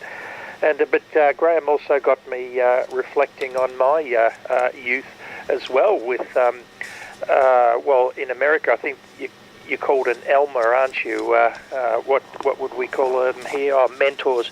Yeah, no, I had a couple of amateurs who are also now silent key, and one I wish was around just so that I could ask him. I was in the shack one day and I was talking to an American serviceman on the island of Guam, and I'd just love, for curiosity's sake, to know what band that was on. It was middle of the day. It was probably high in the sunspot cycle, so I suppose it could have been 10, 12, 17 or 20. But I guess I'll never know. But it was certainly a fun afternoon that I had talking on radio. And most of the stuff I did was on the 2-metre repeaters, of course, of which there were 3 that I remember. Mount Anarchy, Mount Macedon, and Mount Dandenong, although it was probably Ferny Creek, because I think it was called RML even then, like talking about very early 70s. But yeah, what a great impression they leave you with, especially when you might not have the greatest of home situations yourself. A bit of mentoring was absolutely wonderful, and I'm almost ashamed of myself that I didn't the rest of the business of earning a living, raising a family and all that to distract me from what I'd always wanted to do. But there you go. I'm with you, Chris. No real interest in getting down to visit the White Rock. I'm more interested in, as I said before, Macquarie Island and now Auckland Island and environs. Something with a bit of vegetation on it, a few animals. Not that there aren't animals down on the big white ice block, but I think you know what I mean. And as much as I try to tell myself that seasickness is all psychological, which obviously it's not, it's to do with the mechanism inside the ear, of course, as Dr. Dave could certainly inform us. But of all the terrible things that happened to me, or allowed to happen, whatever the case may be, the Melbourne Aquarium. You sit there in a seat, and there's this little audio-visual display there in a dark room, and the seat rocks around as you go on a roller coaster, which goes under the ocean, and you're there amongst all the fishes and that sort of stuff in terms of the visual presentation. Even get a little spray with misty water as you're as the visuals take you under the water. Would you believe it? I started to get seriously nauseous. I had to get up and leave my seat just because my brain was being fooled. So, Dave, I get what you're saying about the microscopes. I also experienced a bit of car sickness too as a passenger. I never ever have on the same roads when driving. Not quite sure what that is, but there you go. Back to you, Chris, VK3AML, VK3ACZ. Yeah, Peter, and hope to see you on Monday night. Middle ear, with what Dave was saying about people watching a microscope sliding around, I think there must be more to it than just the middle ear, because that wouldn't affect the middle ear. That would affect perceptions of which way is up, for anybody who's concentrating on the screen. And I sometimes wonder in that trip across to Deal Island whether it was the fact that we were sitting there in a cabin with windows all around looking at the horizon bobbing up and down that was disturbing visually, quite apart from the middle ear situation. I see it's 20 minutes past 12 now. We probably should look at winding up by 12:30. But again, while you're all listening there, I would like to thank two people in particular, or three people really. Tom VK3FTOM for calling in and allowing me to do that interview. Very much appreciated, Tom, with his parents' permission, of course. To Roly, Roly Runciman, ZL1BQD, who has been a bit of a supporter for quite a few weeks now since I first made contact with him over the usage of material. It's only tonight that I've used anything from him for the first time, but he's been on our text list on occasions, braving very late nights in Auckland, where it's 2 hours ahead of what we are now, so it would be 2:23 a.m. as I speak in Auckland. I doubt whether he'd be still on if he was watching earlier. But Roly has been a great supporter. Quite a few ZLs, actually. Murray Healy down in Christchurch ferried us round for a look while we were over there in, let's see, it would have been 18 months ago or so. And ZL4OM, Mike down in Invercargill, is also becoming a long-term friend through our exchanges on email and via Facebook, where, having met him on a tour of the Awarua Radio Museum near Bluff, we've since become, I suppose, closer friends through the exchange of information on a fairly constant basis. We live in a shrinking world, that's for sure, in terms of personal contact. A shrinking world in one way, but with pandemics and lockdowns, an expanding world in other ways, face to face. Oh, and Dave, I'd be most interested to find out, as Peter would, is he still infectious because he's bringing up the remains of the infection? VK3CG in group, VK3AML. Yeah, VK3ACG turning, yes. Well, good question. The general advice is that from the point of view of COVID, and just from the health department's website, is that effectively after you're over the major illness, then you're not excreting significant viruses. My understanding that there might be viral fragments that might pick up on some of the tests, but they're not actually infectious. That's my understanding of it. I've not really had a lot of involvement. It sounds like if you've got something else going on there, Peter, see your GP and just have someone listen and just check out that's all good. But yeah, I mean, most problems, things like when you get a cold or something like that, you often can get a bacterial infection with a sinusitis or something like that, and that's sort of thing that can happen very easily. It happened to me. I had really quite bad sinusitis with sort of in that sort of late stage COVID, which was sort of expected, I suppose, but there we are. I noticed that Roly has just appeared on your chat, saying he's just finally made it. So good evening to him as well, or good morning to him.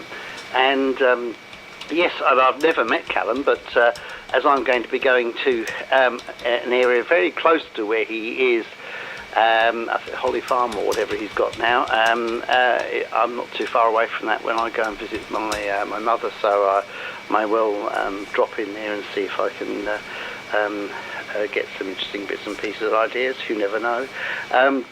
He does sound like, again, he's a real interesting character, and clearly someone who's also been very encouraging, I understand, of young people, and I think he's worked with Scouts groups and other groups like that, getting young people involved in amateur radio, and that's highly laudable. And I think the way he explains things is very approachable, and he tells a story. And I don't know, I'm involved with, as you know, sort of teaching stuff quite a lot, and as far as I'm concerned, it's all about telling a story. And if you can tell a story, then you get the message across in your story, and that's more memorable than most other forms of teaching that you can do. And yes, I do like the IKEA names for things. I've had some wonderful purchases which have thoroughly confused me, and sometimes they just seem to be just near the mark but not on the mark, or perhaps, as you say, with some of the other words, they just have an alternative meaning, which is very challenging.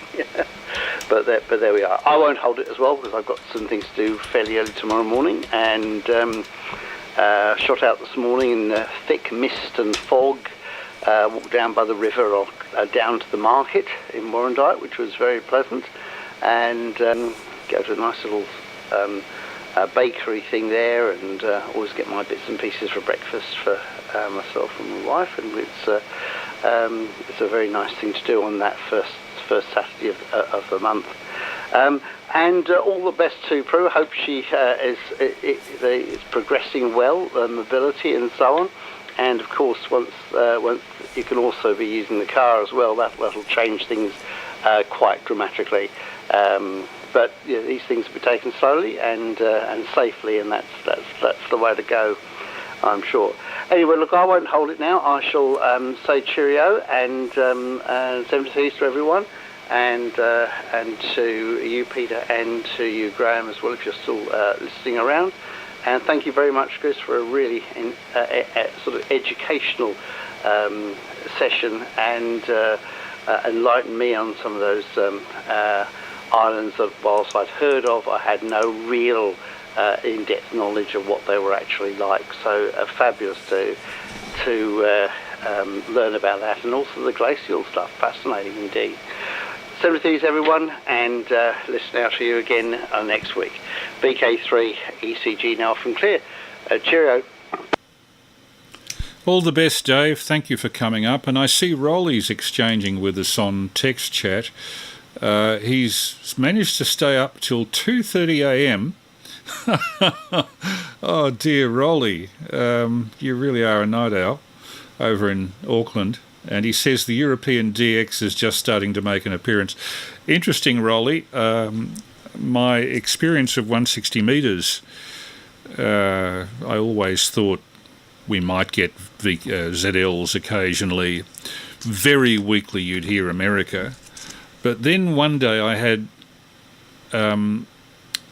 insomnia, and I got up at something like 3:30, 4 a.m, made a cup of tea for myself, got out here and put the radio on about 1860, 1870 kilohertz, and I heard stations from Estonia and Latvia calling in English. It was some sort of 160 metre competition. It was about 2 months ago, and apparently is it the D layer that thins out at night so you can hear DX on 160 metres.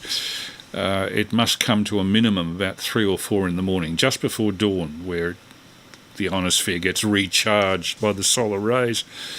And so consequently the best DX I ever heard was at about 4 o'clock in the morning, Melbourne time. I don't know whether it was DX that was coming around the grey line. Whatever it was bloody spectacular, because I was getting them readability 5, strength 6 on sideband. This wasn't CW, it was sideband. Very copyable. And now that I know that Roly's there, I'll just do visually before I close. I'll hand it back to Peter 3ACZ in a moment. I'll switch to my wide-angle camera. I have 2 cameras in the room here, thanks to a gift from VK3AML. Here's the wide camera. Now, this is basically for Roly's benefit. I'll walk around. I'll turn up the audio gain so I can walk around. Oh gosh, it shows off my big fat belly, doesn't it? Starting the top left here, 2 graphic equalizers for stereo work. I do a lot of audio restoration of 78s and wax cylinders. In fact, on the wax cylinder line, This is over here on the extreme left of your image is an Edison standard phonograph from 1909. Still works. I can, I think, demonstrate. Give it a bit of a wind up. And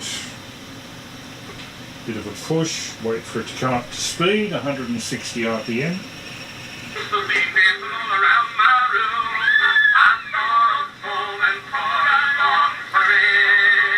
Acoustic recording. But with a horn that size, you can imagine the response is not so good. Anyway, valve peak limiter, which was the first peak limiter that 3CR used when they went to air in 1976. When they went over to solid state limiters, they threw out this old AWA job from 1962, but I've just kept it going for sentimental reasons. I was standing in front of that when I met my first girlfriend at 3CR 46 years ago. Makes me feel very old. That's a PA stage for a 160 metre AM transmitter that I'm still in the slow process of building. That's a Thomson CSF audio peak limiter, recently bought second hand. A dual beam Crow. One of the beams doesn't work, but the other beam goes up to 50 megahertz, so it's worth keeping going. A couple of power supplies down the bottom. Moving across here, two scanner receivers, both bought second hand. One from my old friend Mangan, that one on the top. That was bought from Jim VK3AML some years ago, and both of them I use for off-air monitors on 70 centimetres and on 2 metres. The bottom one can go down to 6 metres. I've hacked it internally.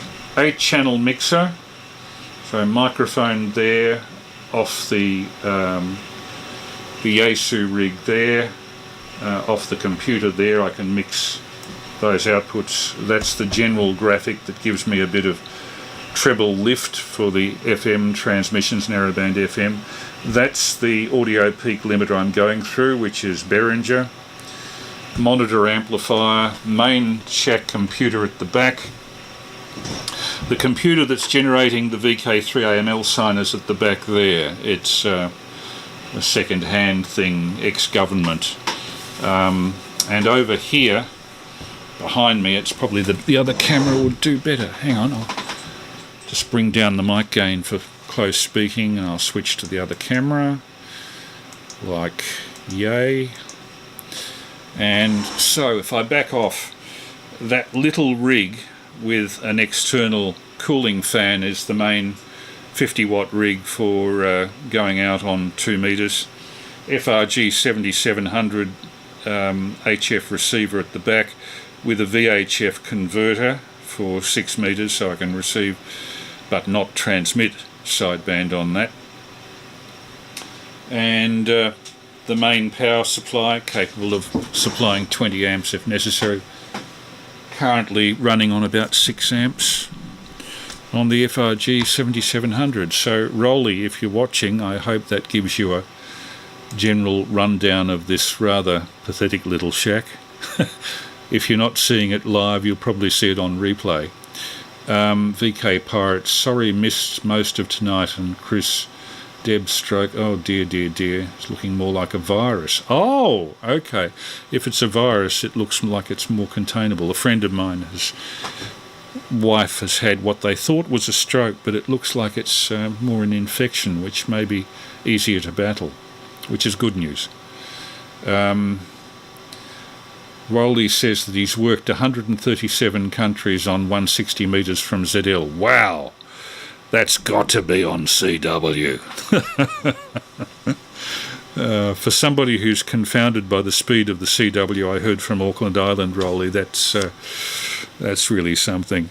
I'll hand it back to Peter for a final. We'll see you on Monday, Peter, at the Radio Club meeting. It'd be lovely to see you then. As long as it's dry, I don't mind going on public transport. So I'll dash up during the evening and probably have dinner at a fast food place in Baronia somewhere before shooting across to the meeting rooms. VK3ACZ to tie the ribbons. VK3AML. Yeah, VK3AML to tie the ribbon, VK3ACZ returning. And don't worry about me and the virus. I didn't mean to give the impression that I was still near death's door. No, I've been testing negative for about 2 weeks now. I'm 90% over. Just I've got that little nagging cough that Dave described, so no need for any concern about that. And your shack tour was certainly interesting, but very hard to follow, listening to the audio on 147.475 and seeing the images 50 seconds later, but not to worry, all good. Thanks for that. And Roly's right about the propagation at the moment. I put the HF radio on. I see there's a bit of Europe on short path on 20 metres at the moment. 15's pretty much dead, but the solar flux isn't that great. I was talking with an Echo Alpha this afternoon who said that he from 1800 Zulu, he was getting into VK on the long path on 15 metres. So whilst we'd like to have the solar flux at 150, 180 or so like it was a few weeks ago, it's actually currently under 100. Things still aren't too bad. But anyway, it sounds like Roly's getting the same conditions we are, and that's an awfully impressive stat there. How many countries on 160 metres? Wow. I haven't worked that many countries on all bands yet. Fantastic. Anyway, thank you again for the broadcast, Chris. Oh, sorry, I did it again. Thank you for the test transmission again tonight. Great value. Already looking forward to next week's. And see you on Monday night at the club meeting. Good night to you and everybody else. Regards to Prue. VK3AML, VK3ACZ. 7-3, Chris. Thanks, Peter. Just before I go, is anybody else wants to chip in with a comment? VK3AML, standing by. No, looks like that's it. Okay, folks, it was lovely to see Roly taking the trouble to get bleary-eyed at, what must it be, 2:39 a.m. Auckland time. Jesus, Roly. Not bad. Anyway, it being so late, I thought I'd finish off. In this country, it's not generally known, but playing music for test purposes or for demonstration purposes is not actually illegal. Entertainment is illegal, but music played for test purposes is not. So I'm going to take the liberty of presaging next week's transmission, where I'll be talking about audio restoration. And I'm talking about audio restoration not only from very early recordings, which is my particular, or was my particular speciality in my working days, from cylinders and from discs, but also restoring audio from very bad recordings of ham radio transmissions which require peaks and troughs in frequency response to be cancelled out. How can those be restored? Well, I've applied restoration to a very early recording just to demonstrate what I'm on about. And in its original form, this recording is very difficult to understand, but it's actually quite a witty piece. I'll just try and bring it up here. Recorded by a British comic named Bert Shepherd, who died in 1913. This is recorded on the 8th of July, 1901. It's about as far back in recorded history as you can go on disc. And it doesn't sound too bad considering this is 121 years ago. I managed to find a photograph of Bert Shepherd recording for this particular company at that time, down the funnel. So here we go, Bert Shepherd. Other things too numerous to mention, Bert Shepherd.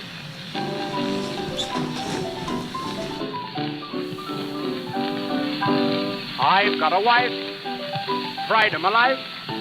I must confess we're fond of one another. There's one mistake we often make. Like other women, she has got a mother. The other day, she came to stay. My wife said it was just a friendly call. I'm like a mouse, she bosses the house. There ain't no getting rid of her at all. My wife's mother is a dear old soul. To get rid of her I've tried a new invention. My motive it is clear, I call her Mama Dear, and other things too numerous to mention.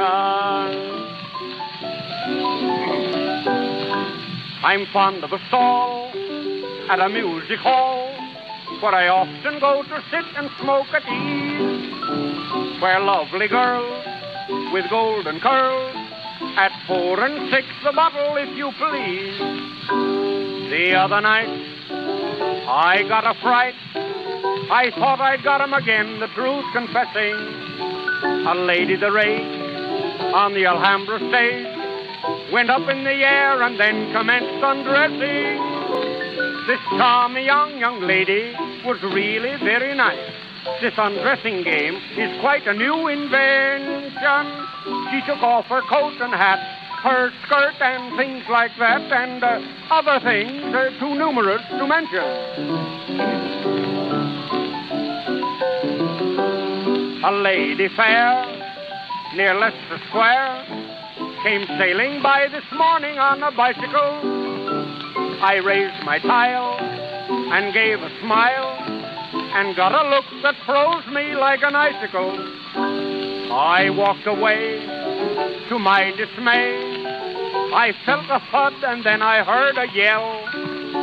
I turned around, she was on the ground. I must admit that awkwardly she fell. I saw her lovely form go flying through the air. To laugh at her was not my real intention. Her legs were out of place. I saw frills and bits of lace and other things too numerous to mention. I saw her lovely form go flying through the air. To laugh at her was not my real intention. Her legs were out of place. I saw frills and bits of lace and other things too numerous to mention. Bert Shepherd, July 1901. Barely 5 months after Australia was federated as a nation. It's amazing to think 2 years before the Wright brothers first managed to get a powered flying machine off the ground. Next week I'll talk about the problems with acoustic recording, the limitations of the frequency response of the horn, the resonance of the diaphragm, and the way the mechanical vibrating devices can be equated with inductance and capacity to form audio-tuned circuits. It's called the theory of matched impedances, and I'll go into that next week and talk about the corrections that you can make to defective recordings, modern and old. That's one of the oldest. With that, I'll conclude tonight's stream. Thank you all for being there. I see Roly is still with us, wanting to talk about DX sometime. Roly, I guarantee that over the next few weeks I'll arrange some method of recording an interview via either Skype or Zoom at a time which suits you much better than this, when you can be reasonably refreshed and not have any bags under the eyes as a result of my misadventure, and we'll take it from there. I also want to do some interviews with my American colleague in modulated light communication, that is Clint Turner, KA70EI. So the incorporation of some form of internet talkback into these sessions will be certainly something I'm looking at. Meantime, all the best. Thank you for being there. Thank you for being on the chat, Terry, VK Pirate. Glad to hear that your wife is less serious than it seemed. Jared Quinn, always a pleasure. And of course Peter, Dave, Tom and Graham on radio. Very much appreciated.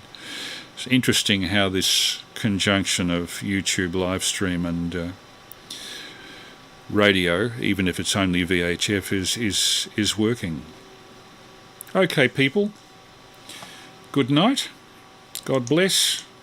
Have a good week, and we'll see you next Saturday, 9:30 p.m. Melbourne time, 11:30 Auckland time, Roly. And I believe it's 11:30 a.m. when we start in London, Universal Time. For the next session, VK3AML